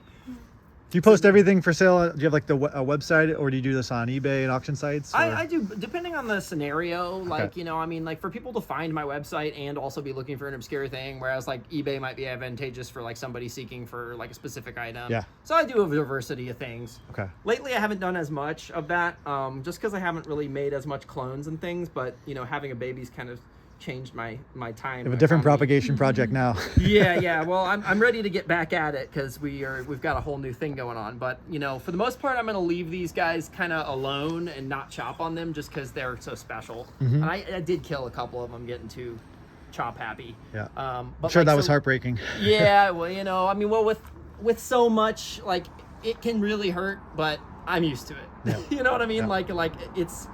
People say, "Oh, I kill plants," and I said, "Like I definitely have killed more than you. Yeah. I definitely Yeah. have killed more, and probably much more valuable ones." Yeah. You know, but it's a learning process. With so much milk, how can you cry about a little spill? I feel like that's a good meditation that comes from this kind of thing. Yeah. So this is a hybrid. There's a couple hybrids. This is a hybrid, and they will give resin spontaneously without even being cut or hurt. This one's actually just for whatever reason. Can you see it? Oh It's yeah. like pine sap at the top there. So you can come out, like once you get a tree big, like you can see how it could just have a gob on it, kind of like you go hiking, Yeah. you see a pine tree with a gob on it. There, and you could just tincture that, and that's valuable. You don't have to hurt your tree. But again, you can also pinch the leaves, and that doesn't incur any permanent damage because they terminate the leaves. Right. This is a 3-species hybrid, which is interesting. They made a cross and grew it out to maturity and recrossed it. So this one has 2 of those boswellic acid containing species, Serrata and the Sacra, as well as the Nana, the dwarf. So anyway, lots to say about frankincense, but I think I should move on. Yeah. And then, Amazing collection. Myrrh. This doesn't look like much right now, but we have a few myrrh species, the Abyssinica, the Kua. I've got the Indian myrrh over there, another one from Madagascar. But this is there's a few that are argued to be the biblical one, but this is the one that generally people say is. This is the one that is named, the species name is Myrrha. So yeah, and it does not want to grow vertical, only widthwise. So Yeah. it's about like 7 feet, I don't know, maybe 6 feet wide, but only 2 feet Got tall. some thorns on it too. Yeah. And the bark peels in horizontal rings like birch, which is interesting. You might be able to see from over there. Yeah, I can see it. So then this is an interesting fruiting tree from the frankincense family. I have a few that produce fruit that are edible. This one is from Africa. It's called the African butterfruit or the safu. And it Wow. looks kind of like an eggplant, but it's like a really rich, savory avocado. It's very, very oily, hence the name, right? And so they typically will fry them up, like pan fry them with salt or something, and then eat them with like chili and lime. You can eat them raw, but it like makes them easier to peel. It makes like the pulp like more soft. And that's related to frankincense, you said? Yeah. Wow. It's in the Burseraceae family as well, and it's from Cameroon. And there's some seedlings down there in those 3-gallon Yeah. pots. Okay. Those are probably 2.5 years old. This one I've had since 2020. This one's I've had since 2020. Actually, this one was, I got it in 2020 and it's probably already 3 years old. So, I mean, it's old. It just needs a bigger pot. In the summer when they grow, like, can you see this beautiful fountain-esque growth up here? Yeah. That's kind of how it had a little bit of cold damage. But that's how this one comes out, and they look like pink flamingos. Like Oh, wow. bubblegum pink. So then here's another really interesting, useful one from Africa. They call this the African olive or African alimi. Alimi, not the African one, but the regular alimi is a very valuable perfume ingredient from Southeast Asia. Actually, I think Indonesia even. But African alimi is similar. Maybe you heard of peely nuts? Peely, yeah, I've heard of it. I don't know much about it though. So peely nut is a sister species to this one, and this one makes a nut like the peely nut. It's smaller than the peely. But so this thing is interesting because you can eat the outer part, like an olive, kind of. And then you can eat the nut inside the shell. And then the shell is used for necklaces. And then the resin is used for perfume, incense. You could distill it for essential oil. Also, it can be used as a bush candle, which means you put a stick in it and light it on fire. It stays lit. Yeah. So we've got about 10 of those trees, and they're going to get huge. So, I mean, some of these might end up at the Fruit and Spice Park. I don't know.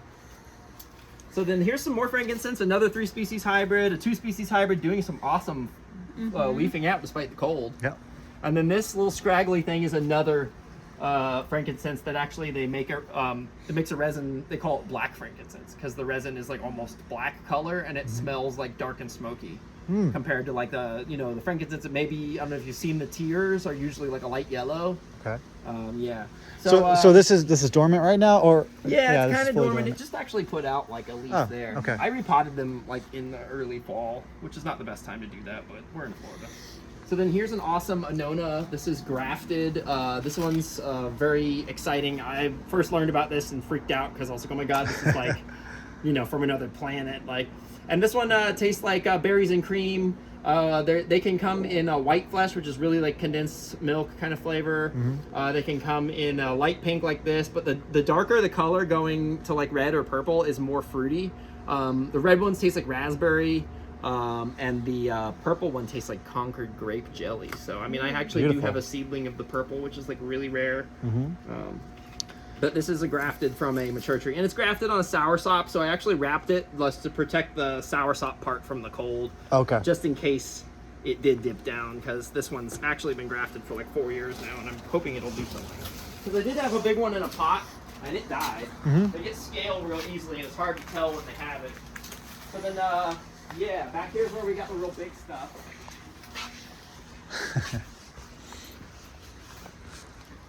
Linnea. So again, I was talking about the jabuticabas, that national fruit of Brazil, and we have almost like 60 types. So this is a wild one that my buddy found in Brazil, and it's a pretty small fruit, I would imagine, just judging from the blurriness of the picture, as well as the fact that it's been setting fruit, and the fruits are very tiny. I'm trying to see if I can even find one. There's a tiny, tiny one. It's gonna get bigger than that, but that's one of the first fruits on this species that has not really, it's not named, and like no one else has it. There's like one other guy I know who grows it, maybe 2 guys.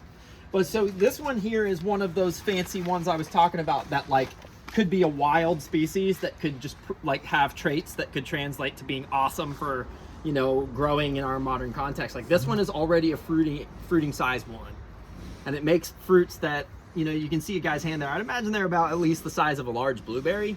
So, I mean, for such a small plant, and this one flowered super heavily. And its companion here, planted at the same time, much smaller for whatever reason, also flowered at the same time. Wow. So, I mean, that's like literally the smallest jabuticaba I've seen flower. Now, I told you, so these are about 2.5 years old. I told you that the famous national fruit of Brazil one, it takes about 7 to 12 years to do anything. Here's my biggest one, still never done anything. Really? I imagine it's like literally on the cusp because I just put it in the 45 about a year ago, and then I top fed it with piggy poo and like a special fish fertilizer. So not everybody has the space or the patience to grow out these. So these are dwarf and they're going to fruit faster. But how are they propagated? Is that like that doesn't look like a seedling then if it's a named dwarf variety, or is it propagated through maybe like air layering? Or I planted both of these as seeds. Oh, they're from seeds. Okay. Yep, and they are just kind of like new introductions from a wild plant that comes from a habitat that has the perfect conditions to create this type thing. So it's a Cerrado species. So the Cerrado I mentioned earlier over in the candy aisle. The Cerrado is this awesome place where a lot of stuff, not everything, but a lot of stuff is dwarf. It's kind of like a Willy Wonka wonderland, and there's like little like 1-foot plants that hold fruit. Really? And so, yeah, I mean, those are things that, now the only problem with the Cerrado is it's real dry and has specific soil conditions. It's like a real red clay. They actually say that the soil has like a lot of aluminum in it, which is weird. I'm not going to add aluminum to my soils, you know, but like that is like explaining why they're picky in cultivation. But this one's been fine with my soil mix. We're very happy. You know, but yeah, so this one here I think is going to be one of our little Seabiscuit winning racehorses here in that particular genre. As you can see, this one is already trying to do something, never done a thing. Wow. You know what I mean? But yeah, so then another exciting thing is, so a lot of these jabuticabas, they, you know, the famous one takes 7 to 12 years. There are some that take 15 to 20 years. Jeez. Like a Trunciflora species, or like the, what's the other one? The Osu paulista, which is a variety of the famous species. Do people graft those to try to make them fruit faster? Yes, yeah. And there's a guy in Orlando, if you're interested in that kind of thing. I will be doing some of it, but I'm already like, I'm doing a lot more like diversity than he does, and he kind of focuses more on that and has been doing it longer. But I got a lot of these originally from him, including this one, which is the Grimmel, which was introduced to the United States by a German immigrant inventor, eccentric guy that moved down to Big Pine Key to I guess photograph coral reefs and scuba dive, and then he ended up getting obsessed with tropical fruit just by proximity. So he actually would go down to Brazil and bring seeds back and stuff, and so this is one of his introductions. Nobody knows what species it is. It makes a fruit about that big, bigger than the Sabara, and a thicker skin and a more Concord grape-like flavor. I'm just waiting to see flowers on this any day. It's so ready, but it's still in a 25 gal, so I really got to get that in a 45. But my big victory lately was this big one here. Oh yeah. Which just has been, yeah, come back here at your own risk if you don't have to. But I'm gonna just get back here and see what I can see and point out. But this one is the Coronata Hashtinga. Yeah, careful for the bricks and stuff. It just started flowering. Where did I see that latest flower? What's over here? Now, raccoons keep getting on here and knocking things off. Any flowers? So, all of these little bumps are the flowers pushing out, and there was an actual flower. There's a new bud bit coming there. Raccoons climbed up this and knocked the bud off. Oh no. And you can see scratch marks on the trunk. I can see why you're trying to catch them. Yeah, I mean, well, they're trying to eat my ducks. Yeah. They're introducing toxins. There's some flower buds coming there, but so this one has taken a long time. Oh, there's the new flower bud. Oh, okay. I came out here and made a YouTube video. I got 1,200 views or something just of one little flower bud, And then the raccoons exciting. came and knocked it. I was like, I'll give you an update. Well, I didn't follow up because raccoon knocked it off. So good thing it's coming with that one. But all these little bumps will be. So I think this one will have an especially heavy first flowering. Usually new varieties of Jabuticaba will flower on one or two of the branches with 2 to 3, maybe 5 flowers. But this one has been so imminent for so long. Yeah, it's ready. Yeah, and I just gave it a big prune, which what that does is it opens up the canopy so that these branches, which are really not very flexible when they're thick, and I know that because the guy with the 40-year-old trees, it's hard to get into certain parts of the tree and grab the fruits. So you want to plan for that. But also getting sun on this trunk causes these, they call them collies, hence the name cauliflora, to start blooming. So all of these little welts on the spots that you see where the sun's catching on them, those are all flower buds. That's a flower bud. They're just not developed into a fully emergent flower structure yet. What was this one called again? This one's called this is a different species than the famous one. This one's called Coronata, which has a lot of different varieties, including the Eye of the Bull, which is one I'm really excited about. It takes about the same time as this one to fruit. This one's about 6-7 years old. They say 5-6 years for this one. But this one's the Hashtinga variety, which has a really sweet fruit. Really ripe fruits can taste like root beer, apparently. Wow. And this one is salt tolerant, so you can grow it near the coast, which we're not close enough really for it to matter. But yeah, if you want to do a coastal planting. But yeah, oh, there's a nice flower structure coming there. What's the right time of year to come back for a tour where you can taste these? Well, hopefully I can do a big push this year, and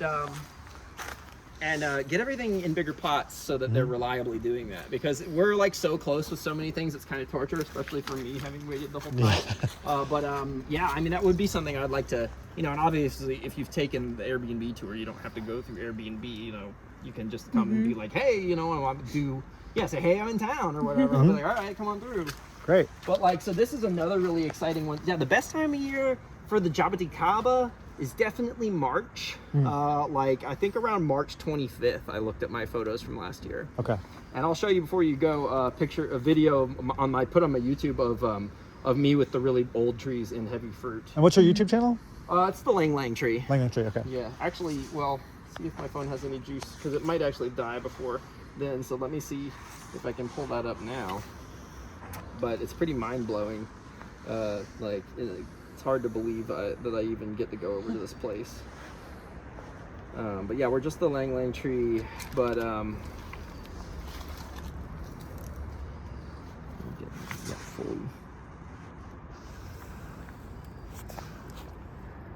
gonna get in the shade with it, actually.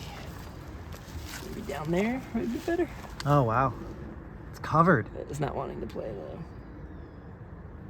But yeah, let's see if I can just switch onto data. Might be a little more reliable.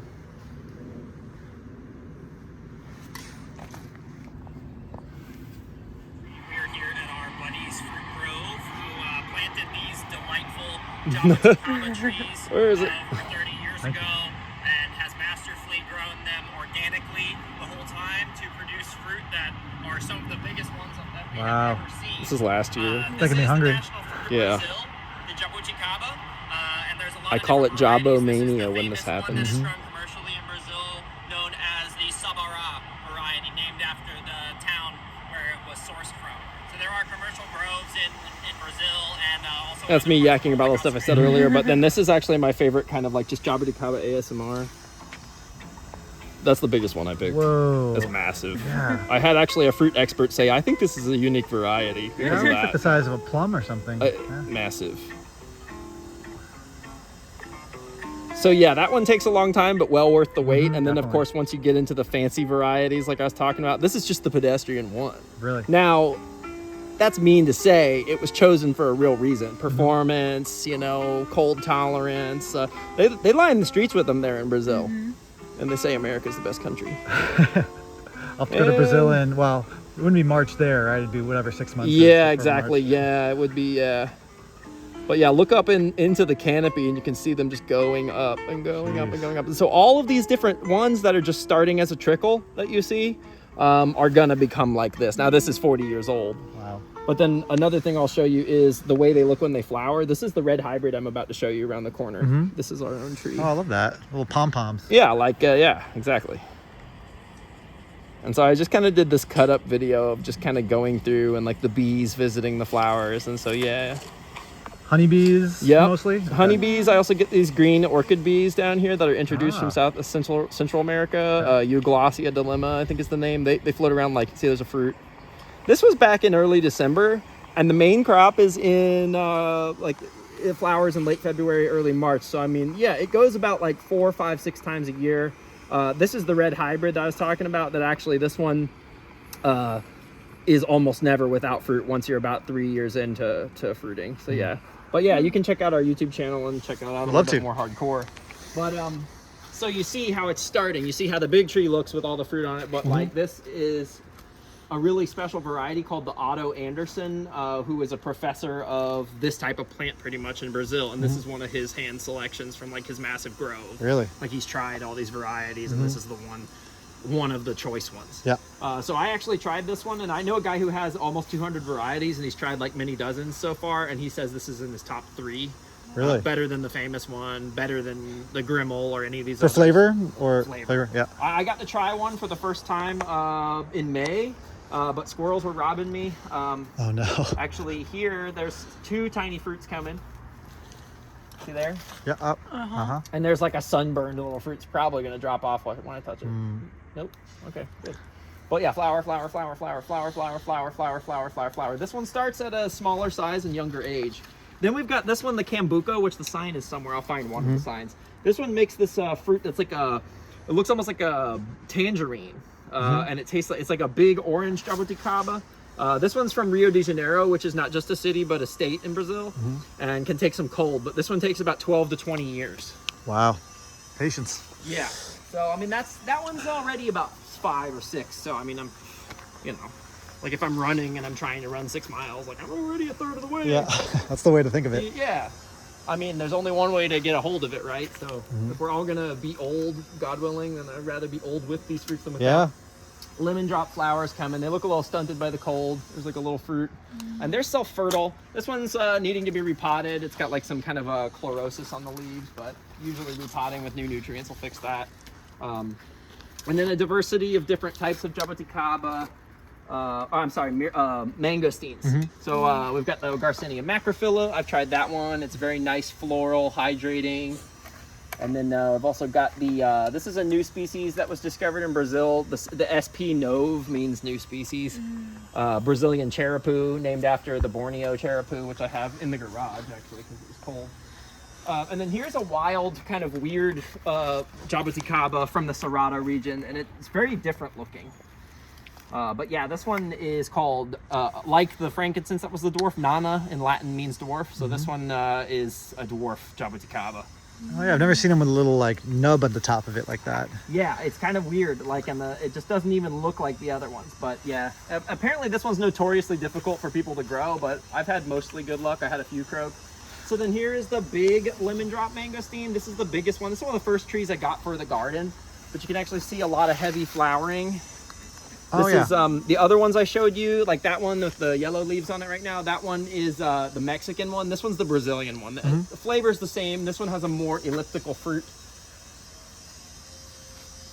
And this one makes fruit Oh, year yeah. round. Yeah, I Not really thought I like- saw a fruit on this one, or Yeah, somewhere over here. I there saw is green one. There's fruit. also one I saw a squirrel got, but like right here, Oh, yeah, there it is. not ripe yet. Okay. They've been taking forever to ripen because of this cold. They just fossilized it in a green state. But yeah, you can see this one's got a really nice thick trunk down here in the this is the first thing Oh, I yeah. put in a 45 gal pot because it was just performing. And I mean, you look all over and you'll see it's gonna fruit real heavy this time. You said this was the lemon drop? This is one of the lemon drops. Yeah, They okay. call this one Garcinia Braziliensis. It's the signs right there, Bakupari. Oh, yeah. The other one is Intermedia, and it just has all different kind of shades. Yeah, careful for the nasty duck water. So then this is the white jabuticaba I was talking about in the beginning. Oh, yeah. So this one's actually been putting out, it flowered and had a couple tiny fruits that were mostly seed a couple months ago. It was good tasting, but yeah, this one's been putting out flowers again. So, you know, you wait and then you get like a couple flowers, and then a couple months later you'll get a few more flowers, and then it just like kind of builds and builds and builds until the whole thing's covered. Usually takes about 2-3 years of flowering for them to kind of get like loaded, like this one. Now this one is kind of in between fruiting right now. I have not only squirrels, birds, and raccoons and rats stealing, but also it just kind of fruited sort of heavily and is sort of taking a break, but you can see all the flower buds. Jeez. Okay. Those will all be new fruits. Yeah, and they'll be powder puffs. This is the one in the video of the powder puffs. That you Oh, just saw same on one, okay, YouTube. yeah. So, I mean, you can see how it did that not that long ago. It was early December. And now it's going again. And then it really is going to explode even harder than the video that you saw in March. Wait, sorry, so it flowers and then doesn't turn to fruit? And No, then it just... flowers and turns to fruit. It's just right now I'm kind of getting robbed a lot. I Oh, think. okay, got it. So I'm trying to catch my barn. Right, because you said the same tree could have unripe fruit, ripe fruit, flowers on it, and you get a couple flushes of that throughout the year. Well, last night I had a few fruit on that one, but then I came out here last night and I saw raccoons prowling around trying to get in my duck cage, and I think they got up there. I see scratch marks on them, and they ate them off. So it's just hard, like when you have like a odd amount of them on there to like keep track of how many you had and which ones are missing. Exactly. I mean, maybe I could do better about that, but Yeah, that's frustrating though. yeah, it's a little frustrating, but it's also just kind of nature of the thing. And Yep. So this is one of the ones I'm really gaming on also being like a real provider for us, a real bread and butter, is the achacha root. Okay. So this is one that at the Fruit and Spice Park in the summer you can try this one, the Bolivian mangosteen. It tastes like tangerine with jasmine flowers.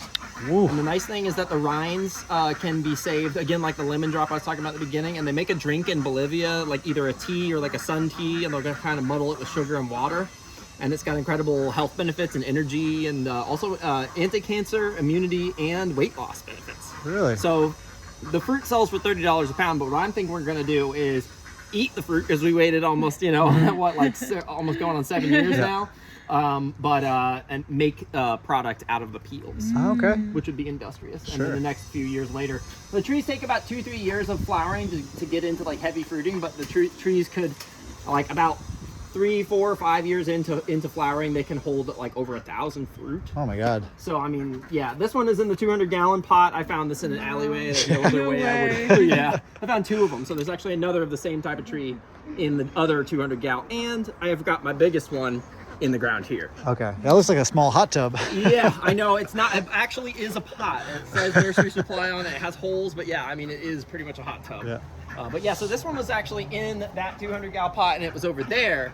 But 2 things, I realized that it was gonna like kind of get in the walkway, and also we had Hurricane Milton come, and I thought it was just gonna get completely thrashed. So I was like, okay. So what I did is I had only put it in that pot about 8 or 9 months before from a 25-gallon, which is not even, these are 45, from a 25-gallon, and it had already rooted all the way through the bottom. So I had to rip about 80% of the root system off of this while the hurricane was bearing down, and it was like 30 minutes to landfall. Oh, jeez. And shit's like flying, and I'm like, I'm gonna save my tree. And I'm out here, I'm just like, ah, like ripping it up. And I just threw it on the ground, and I just shoveled dirt up and took a bunch of little 15-gallon plants that I wasn't too worried about and jammed that up there to kind of keep the root system. Because after the storm passes and we were going to another spot to hide out, Yeah. only time we ever ran from a storm. 150 mile an hour winds. so after the storm comes, it's dry as a bone for like a week at least. Yeah. So I knew that stuff was going to get sunburned and crisp. So I kind of just threw it down and protected the root ball and hope for the best. Well, then I was like, well, what am I going to do? I spent $120 on soil to put that in there. Now there's the rotting roots at the bottom that I like separated. And then I'm going to like, what, put the tree with the broken roots back on top of the rotting roots? Yeah. That's like asking for a bad mushroom cake. Sure. You know, so I pretty much was like, all right, I better just like put it in the ground. So I put it in the ground. It's a little skinny looking in terms of leaves compared to this one. And it dropped about half its leaves after the trauma. But it has bounced back and it put out all this new growth. Each time it puts out new leaves, it puts out like a big shoot of stem, like one of these node lengths. So yeah, like each time it flushes, it just becomes bigger and big. Yeah, looks happy. Yeah, well, all my friends who visited from South Florida and seen the one at Fruit and Spice and other places say this one's going to go this year. And you have Erlinia. Oh, yeah, you know Rolenia. Yeah, I almost skipped that. Yeah, I was worried about this one in the cold, and it looks like the tips might have got a bit of wind lash. They hate wind, but this one is already in a 45, and I really was just like, okay, like, I don't know, just too much stuff to deal with. It'll sprout back was kind of my mentality. Yeah. It's fine. And so that means it can handle snow flurries. That's surprising. I mean, I've tried it in Costa Rica, and so in my mind, it's like an ultra tropical. Right.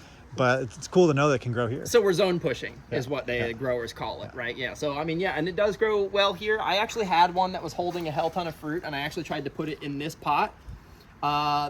These in general, and particularly I learned later, that variety of the one that I had really hates their roots disturbed. And so even with like cutting the pot and sacrificing it and carefully removing it, the root like disturbance was enough to make the tree just go, Okay. and it was hundreds of flowers. And, Yeah. so bummed. But this one has flowered a few times.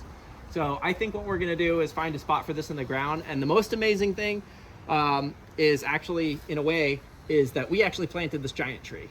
You did? We Okay. planted it less than 5 years ago Less than 5 years ago. from 4-foot seedling.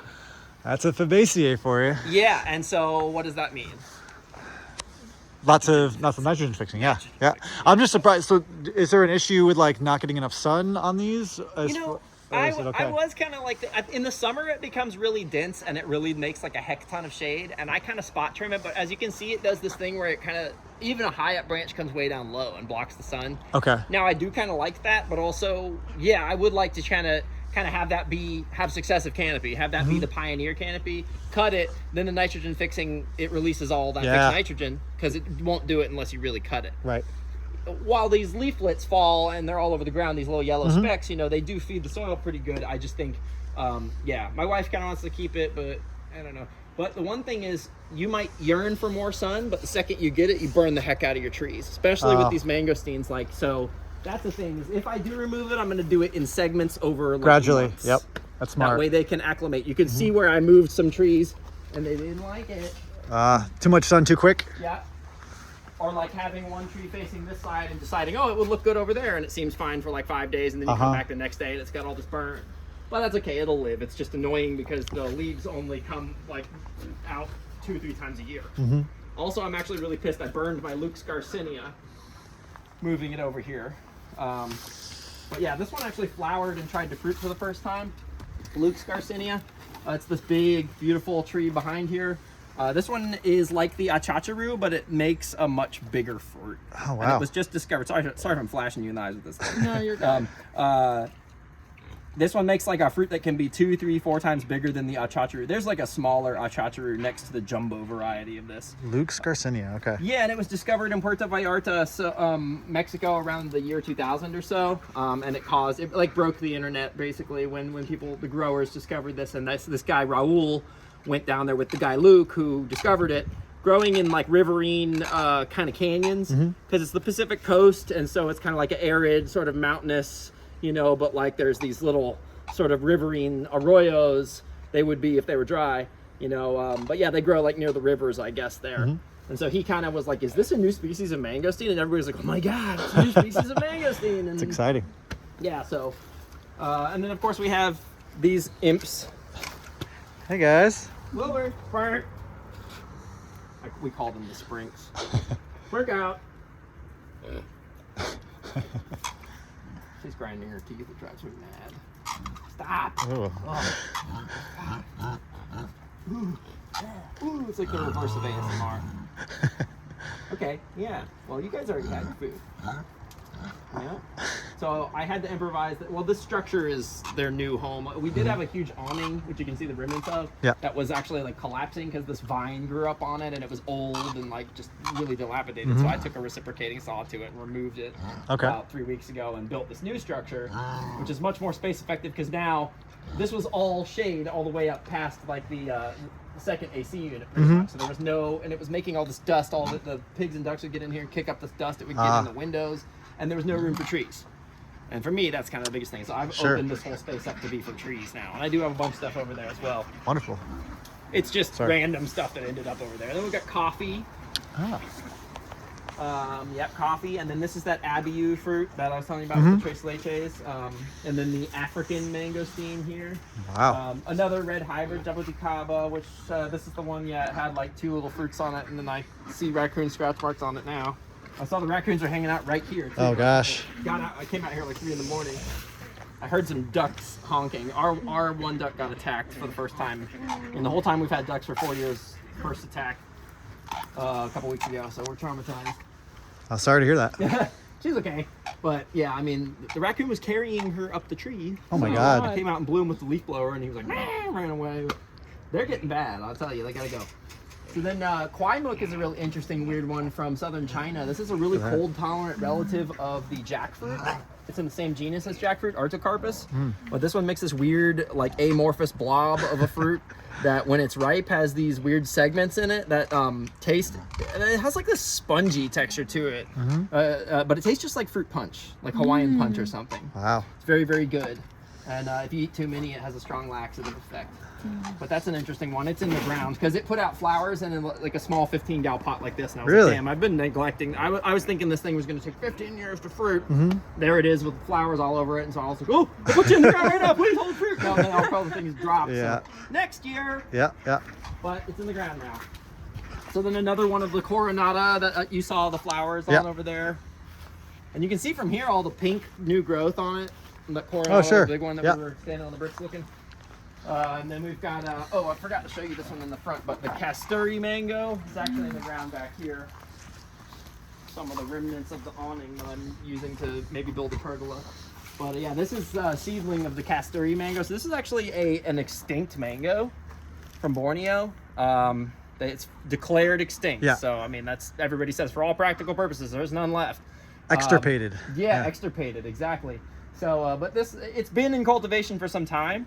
And it's this small, pretty fibrous mango. It gets almost black when it's ripe. And it's fibrous and has this big seed. But despite that, it's supposed to be so good. So, I mean, the flavor must more than make up for, like, the fibery large seed and scant pulp. Like, it's like, okay, that's interesting to me. And there's varieties that are, like, better than others. This is a seedling from Hawaii. I also have a Fairchild botanical garden selection grafted in the front. I got a message from one of my friends she sent me one of those, like, Facebook viral videos of someone cutting one of these. It was like black mango with orange inside and taking a bite.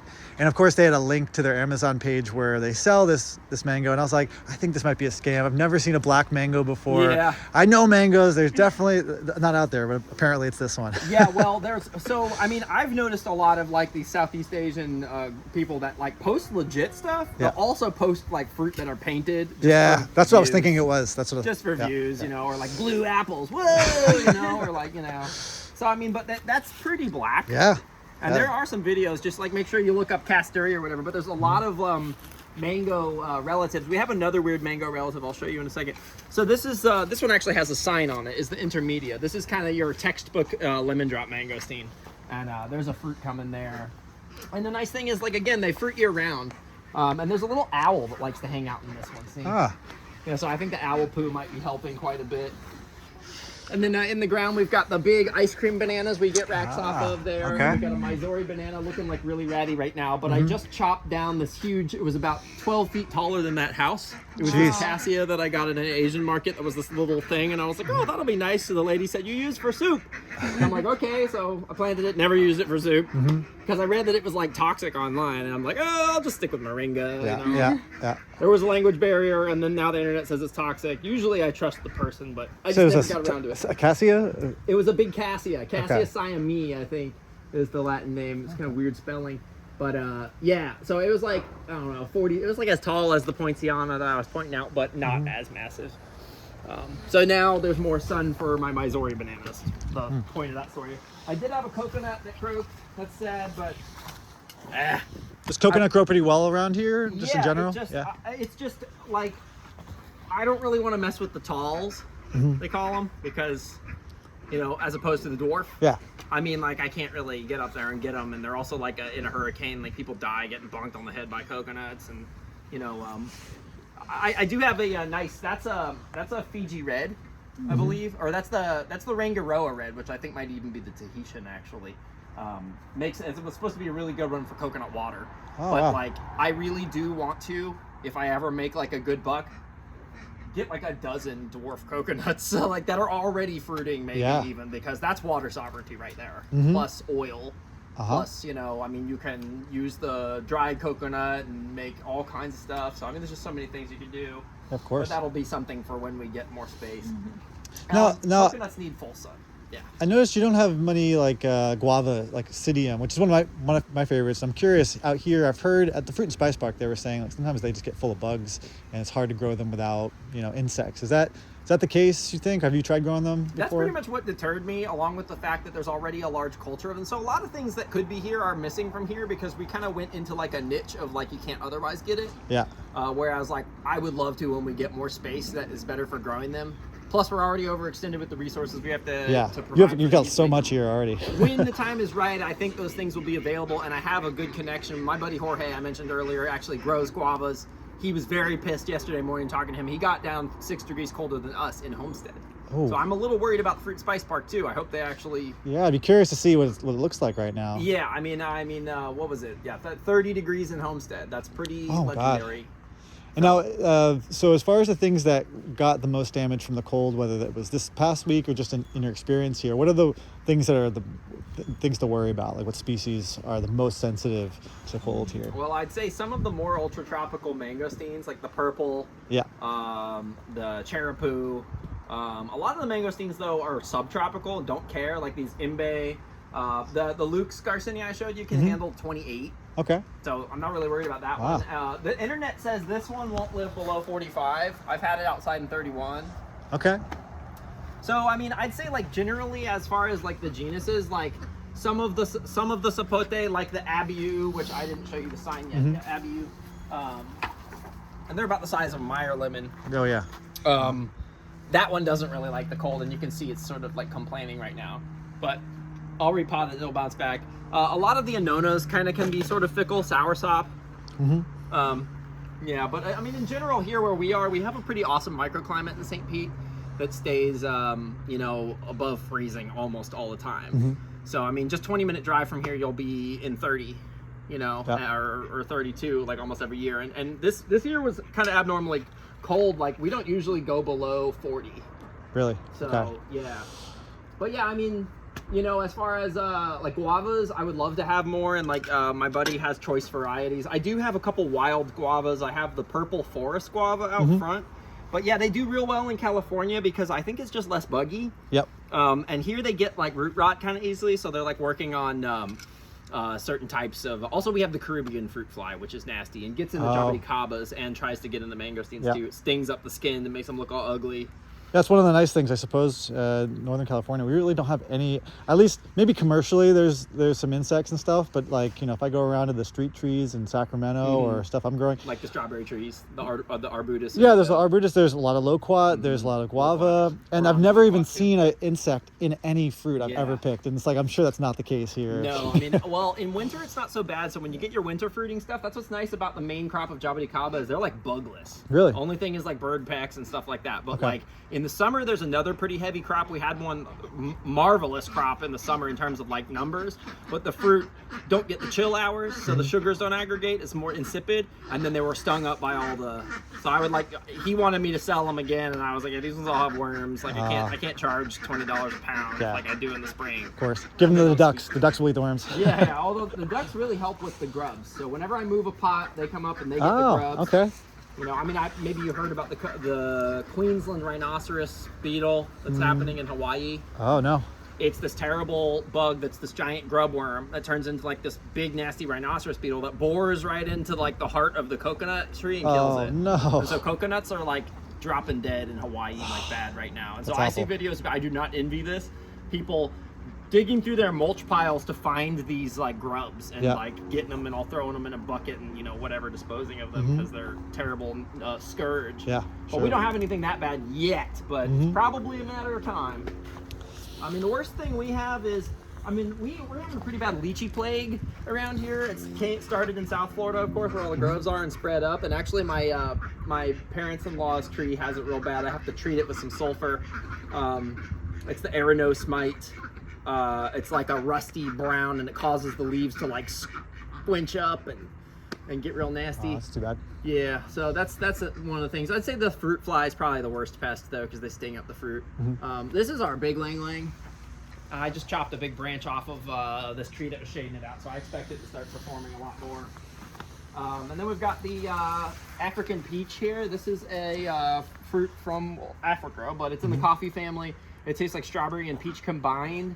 And this one is a Lyme disease treatment too, so that's kind of Really? interesting. Yeah, Oh. the root, I think. I'm not sure. My friend in Hawaii has had it and says it's good. Never heard of it. Neem, Okay. which is like a common, you can use it cosmetically. You can use the leaves as a tea. It tastes like god awful, but it's a blood purifier.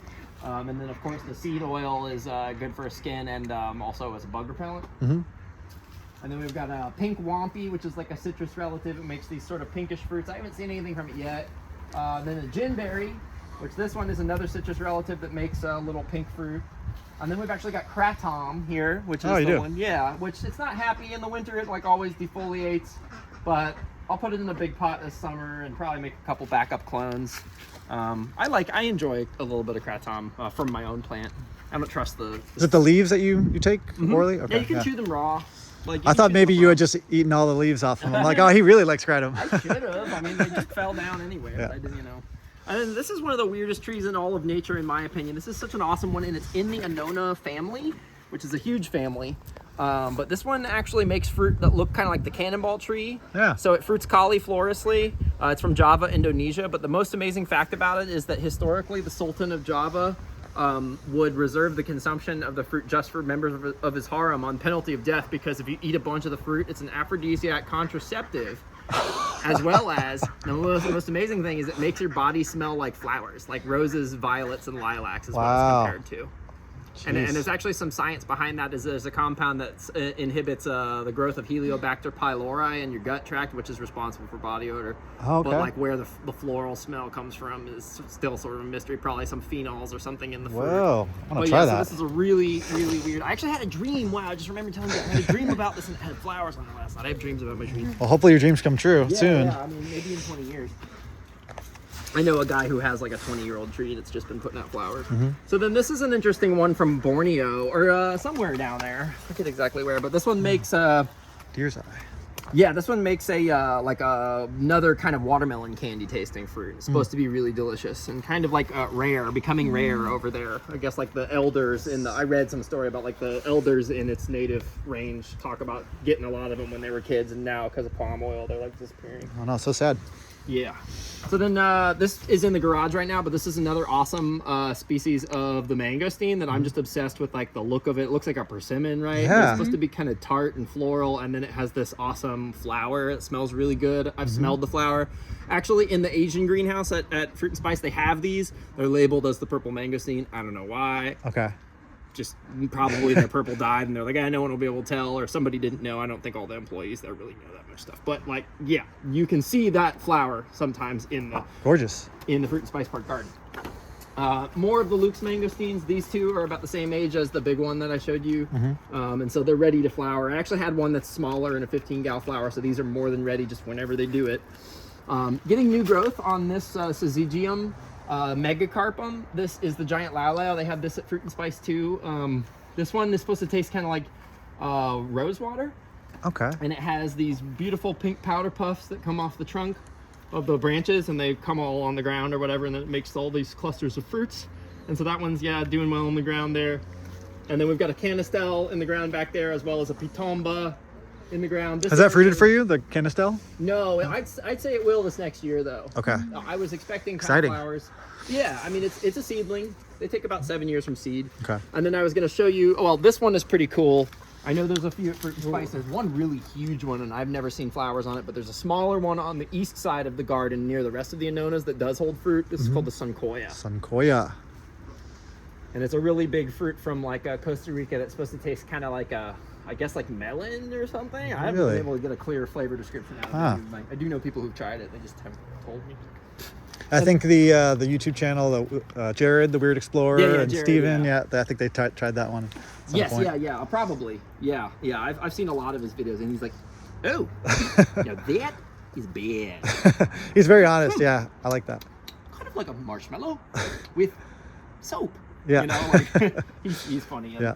But this one is a really cool Annona. Actually, I follow this guy in Brazil who's been fruiting this one. This is a wild Brazilian one. This is another one like the little Jabo, the Jabuticaba I showed you up there. They call them Jabos for short in the growing community. Like the little Jabo I showed you that was flowering that might be good for balconies. This is an Annona that would be good for balconies because this specimen here has actually already flowered. And the fruits are just like little red, they're like tiny little red soursops that have thin skin you can eat. They're kind of seedy, but like they probably have they're supposed to have like a pumpkin candy flavor. And that red color probably means a lot of iron and beta carotene in it and stuff. So it's nice to be able to get all the, plus the Annonas all are incredibly anti-cancer. So to have something like that just from your balcony, you know. And I have a little grafted one actually that I am selling now. And it's made from, I think, the one that's already flowered. So that's one that I've been taking to the market lately. And then this is another one of the wild mangoes that we have. So mangoes are like cats and dogs, right? They all are like breeds of one species, but like the Casturi, the extinct one I showed you, and this one, these would be the equivalent of like foxes or coyotes compared to dogs. So like this is, the odorata is a really big tree, and the fruit smells funny when it's ripe. Like it smells like bubblegum cotton candy, really strong, with like also notes of like rotten onion or something. Oh, weird. Sulfuric, kind of like durian. Yeah. But yeah, so the fruit is actually pretty good if you can get past the smell. But yeah, that's in the ground because it's a pretty rare one, Queenie mango. So as far as mangoes go, do you focus on growing the more rare, hard to find ones? Or is it just the fact that the regular mangoes don't grow so well in this climate? So mangoes do excellent here. It's just kind of a thing that, like, I'd say most of the fruit growers around here, there's a huge kind of like, what would you call it, subculture or like constituency of people who just do mangoes. So like for me, in terms of a business, and in terms of our growing situation too, mangoes aren't really the best thing for us to do because there's people who have acres and acres that are growing them and growing them, and it's already a thing. Now, could I make money on mangoes? Sure. But would I be the only guy? Nah. You want to have a niche. Yeah. So, but what I am doing is planting out a lot of mango seeds for grafting, and this is the year that I'm going to make a bigger mango lineup. What we've been doing with our actual fancy mangoes is, besides like the specialty ones here, is planting them at my wife's parents' house because they've got a lot of sun. So we've got a peach, orange sherbet, Carrie, which is a good classic Caribbean mango, and lemon zest. So actually we did a durian fruit tasting here with, I don't know if you've seen on Instagram, the Durian Writer. Yeah, I know they did one at down in Fort Myers too. I don't know if it was during. Oh, it was Durian Writer. Yeah, it's him. Durian Writer. And it was him and I forget his partner's name. But it's Richard and Lindsay. Richard and Lindsay, They run the business together. And they have yearofthedurian.com, which is where you can order like choice varieties. But she came back here and we did a ticketed event. It was just like, I think a day or two before the Fort Myers. I remember that, yeah, because I remember there was an event going on before, and now it's all coming back to me. Because I came down for it for the durian tasting. Oh, did you do her durian tasting in Fort Myers? Yeah, I went to that one. You could have almost ended up here. I know, I almost did. Well, the thing was that down there, her friend Shelly had the farm that they did that at, and I think she had like a commercial kitchen or whatever, and we couldn't figure out a commercial kitchen situation here, and it was a smaller event, so we ended up doing it as a private event. But we actually got an email from who I was calling him the Jimmy Page of mangoes. He's like the godfather of mangoes, like this guy. In South Florida? Gary Zill was going to come here. He called us and was like, I want to come to your tasting. But the thing that killed it for him was he had like a meeting already scheduled he'd have to cancel for his employees. Plus he was after the seeds. So he's like me. I wanted the seeds. I actually, before I ever met Lindsay, I was emailing, I was messaging her on Instagram being like, save the seeds, can you send me the seeds? But she's kind of by the book and trying to protect her business. She's like, oh, I can't. So I get it. But he was on the same tip of like, I want the seeds. But I was like, yeah, they're all frozen. I would love to. I did have durian trees growing here when we were in the hospital with our daughter last year. I was not able to get back and protect everything, and it tried to snow downtown. and I lost my 3 remaining durian trees. So But- sad. Yeah, but the thing is, like, you know, unless I can get someone to mail me the mature scions for grafting, which I have a friend who just moved from here to Hawaii who could actually send me now. I could just go get some fresh durian from the Asian market, Yeah. which occasionally shows up, and a few of the seeds are viable. Oh, interesting. Okay. So I could, I'll start it again, you know, and I'll try to get at least like maybe a 15 or 25 gallon specimen that could be protected, that could be grafted. But without grafting, it's like a curiosity. So then this is this is actually in the wrong pot, but what's in this pot is a cool thing called the maprang. Prong. Yeah, maprang, which is like the plum mango, they This call it. purple, pink seeds on the inside. Yep, a purple seed. And it's exactly like if you could make a mango crossed with like a apricot. Wow. Sounds awesome. And it's a cousin to mango, and the new leaves come out this beautiful color, and you can use them in salads apparently or something in Southeast Asia. So that's a cool one. And then behind it here we have the yellow japoticaba, or the cabeluda. This one's been flowering and I think trying to hold fruit, but I don't see if any are like sticking. There's sort of like a remnant fruit flower thing. I have heard they need cross-pollination, but yeah. Let's see, what else was I going to say about the durian girl, though? I was going to say something about that. Oh, yeah, Gary Zill was going to come here. So, you know about the Zill and the Zill High-performance varieties. plants, yeah. Yeah, so that's what I'm really getting into this year is like, I've got enough of the rare, obscure, wild things. I'm ready to go for, I'm beelining it right to grafted Ferraris of mangoes and the grafted Ferraris of Atemoyas. Those two things together are going to be like my push for more practical, productive, high-value stuff that, if nothing else, I would otherwise not be able to get because the fruiters are fleeting and expensive. But, you know, I love, like, some of the Zill varieties. Like, I've tried, like, I've had coconut cream. Yeah. It's really good. That one in orange sherbet was at the top of my list when I went to the Mango Fest. And I tried all. And then I went to Richard Campbell's house and he was like cutting them up for us. And like, Did you get the tiny wangos when you were there? No. Yeah. I've heard. Is that the white flesh mango or no? Yeah, it's the Wani, like The Wani. Okay. Wani hybridized with the mango, and they have to use an interstock. You can't just graft it on mango. You have to graft this species called Rubra, which I have one little seedling from my really mango nerd friend. Okay. Who's a member of the Manatee Rare Fruit Council, which we've done it. We do their sale every year. We're not members. I don't like to pay dues to anybody, but like if they want to invite me to their sale, that's cool. Yeah. And then yeah, we've also given a talk at the Tampa Bay Rare Fruit Council as well. But yeah, the Rubra petala, you're supposed to graft it on there, and so you have 3 things grafted together. They have the mango, and then hosting the Rubra petala, and then that's compatible with the Wani genetics. And that's the one with the white flesh. On the Yeah, Wani? and they make these wangos, and like my one buddy says he's tried wangos and he wasn't that impressed, but it's like the whole brainchild of them down there trying to do that, and Norris Ledesma and all those people. Yeah. But yeah, so amazing. this one is like the reason I'm so excited about this tiny little fruit on this one is like I'm sure it's gonna be a tiny little bird fruit, but it's like a really beautiful plant, and it probably will become heavily bearing in time. You can make syrup, jam, jellies, whatever, tinctures, bitters, syrups. But this one proves that you don't need 2 of these to cross-pollinate to hold fruit. Because I had somebody, I don't know if you know Brian Loafer, No. Rain Dance Seeds. Oh yeah, I know the company. Yes, Rain Dance Seeds. And I've exchanged information with him, but he was very strong of the mind that these will not fruit without cross-pollination. So this one proves to me that it will. And Because- it took a few flowerings. And nothing else was flowering in that genus that would have crossed with it. Well, if it did, that would be an even more phenomenal thing to create a hybrid, yeah. Well, But you were saying it doesn't need a pollination partner. That it's not going to need a pollination partner. it doesn't, yeah. I mean, unless these fruits are just going to drop, you know.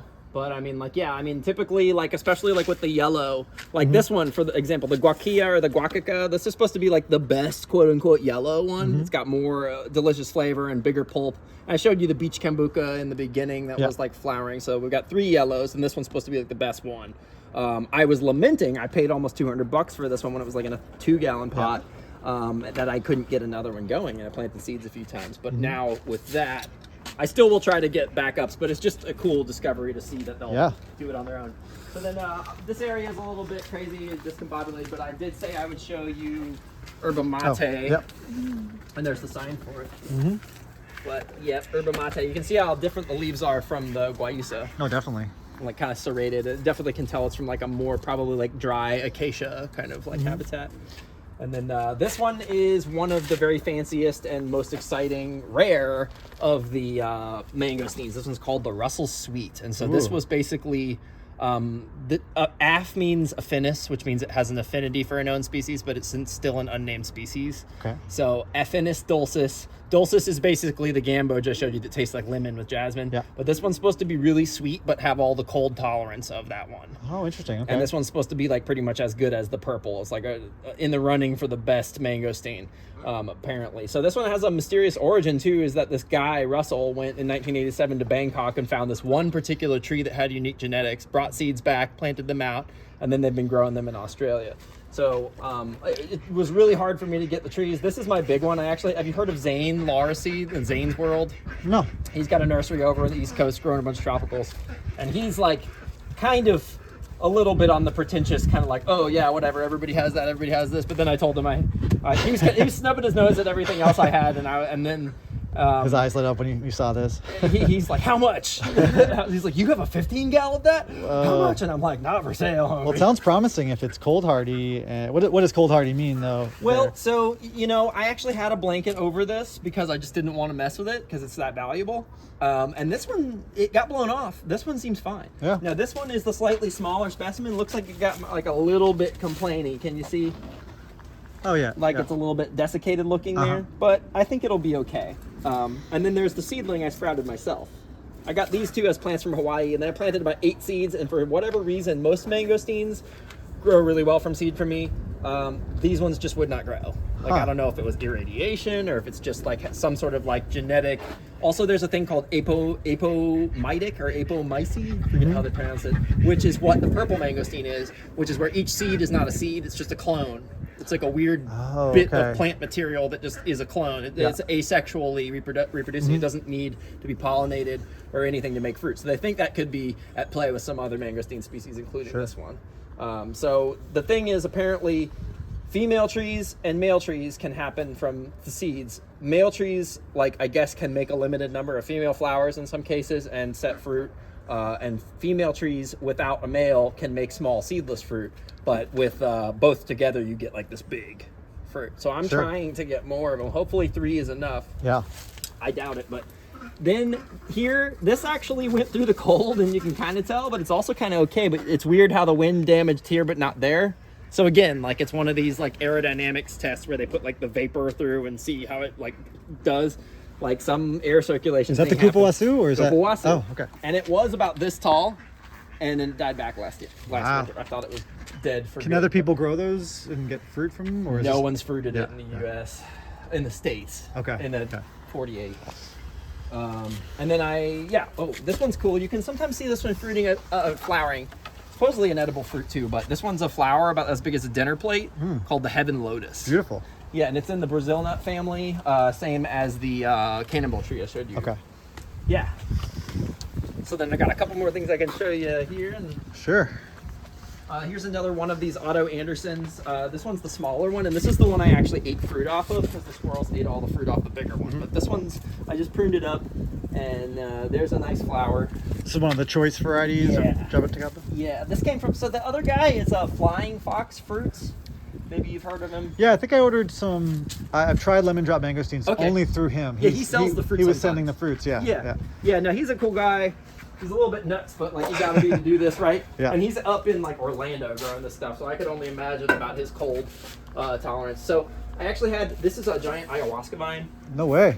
Yeah, I mean, if you want any cuttings, you're welcome. I've actually got a ton, but like, it was devouring the house, and I chopped it way back. So I'm trying to keep it. You can actually see. I don't know if you can see the base of it, but it's like almost as thick as my leg, or at least as thick as my arm. It's beautiful. I love the twisting like vines of it. Yeah. Yeah. I mean, I'm definitely. I didn't want to rip it all the way up like yet. Later, I will like make clones from all the big parts, and then also probably keep some and do like the jewelry or whatever. Like, I've seen those before. The cross sections. Yeah. Yeah, like the bigger it is, the more intricate the pattern. But yeah, so this all kind of is open now, and I'm not sure exactly what I'm going to do with it, kind of bare. But this stuff growing up here is actually a really awesome edible from Mexico called tree spinach or chayamanza, and that's something you probably could grow in California as well, which is like a no maintenance. You can't kill it. I forgot about chaya. I've heard chaya. of this before. Yeah, you gotta cook it. You gotta boil it like 5-10 minutes, and then you can kind of rock the chef's knife over it, throw it in a stir fry. My wife made spanakopita with it, which was like better than spinach.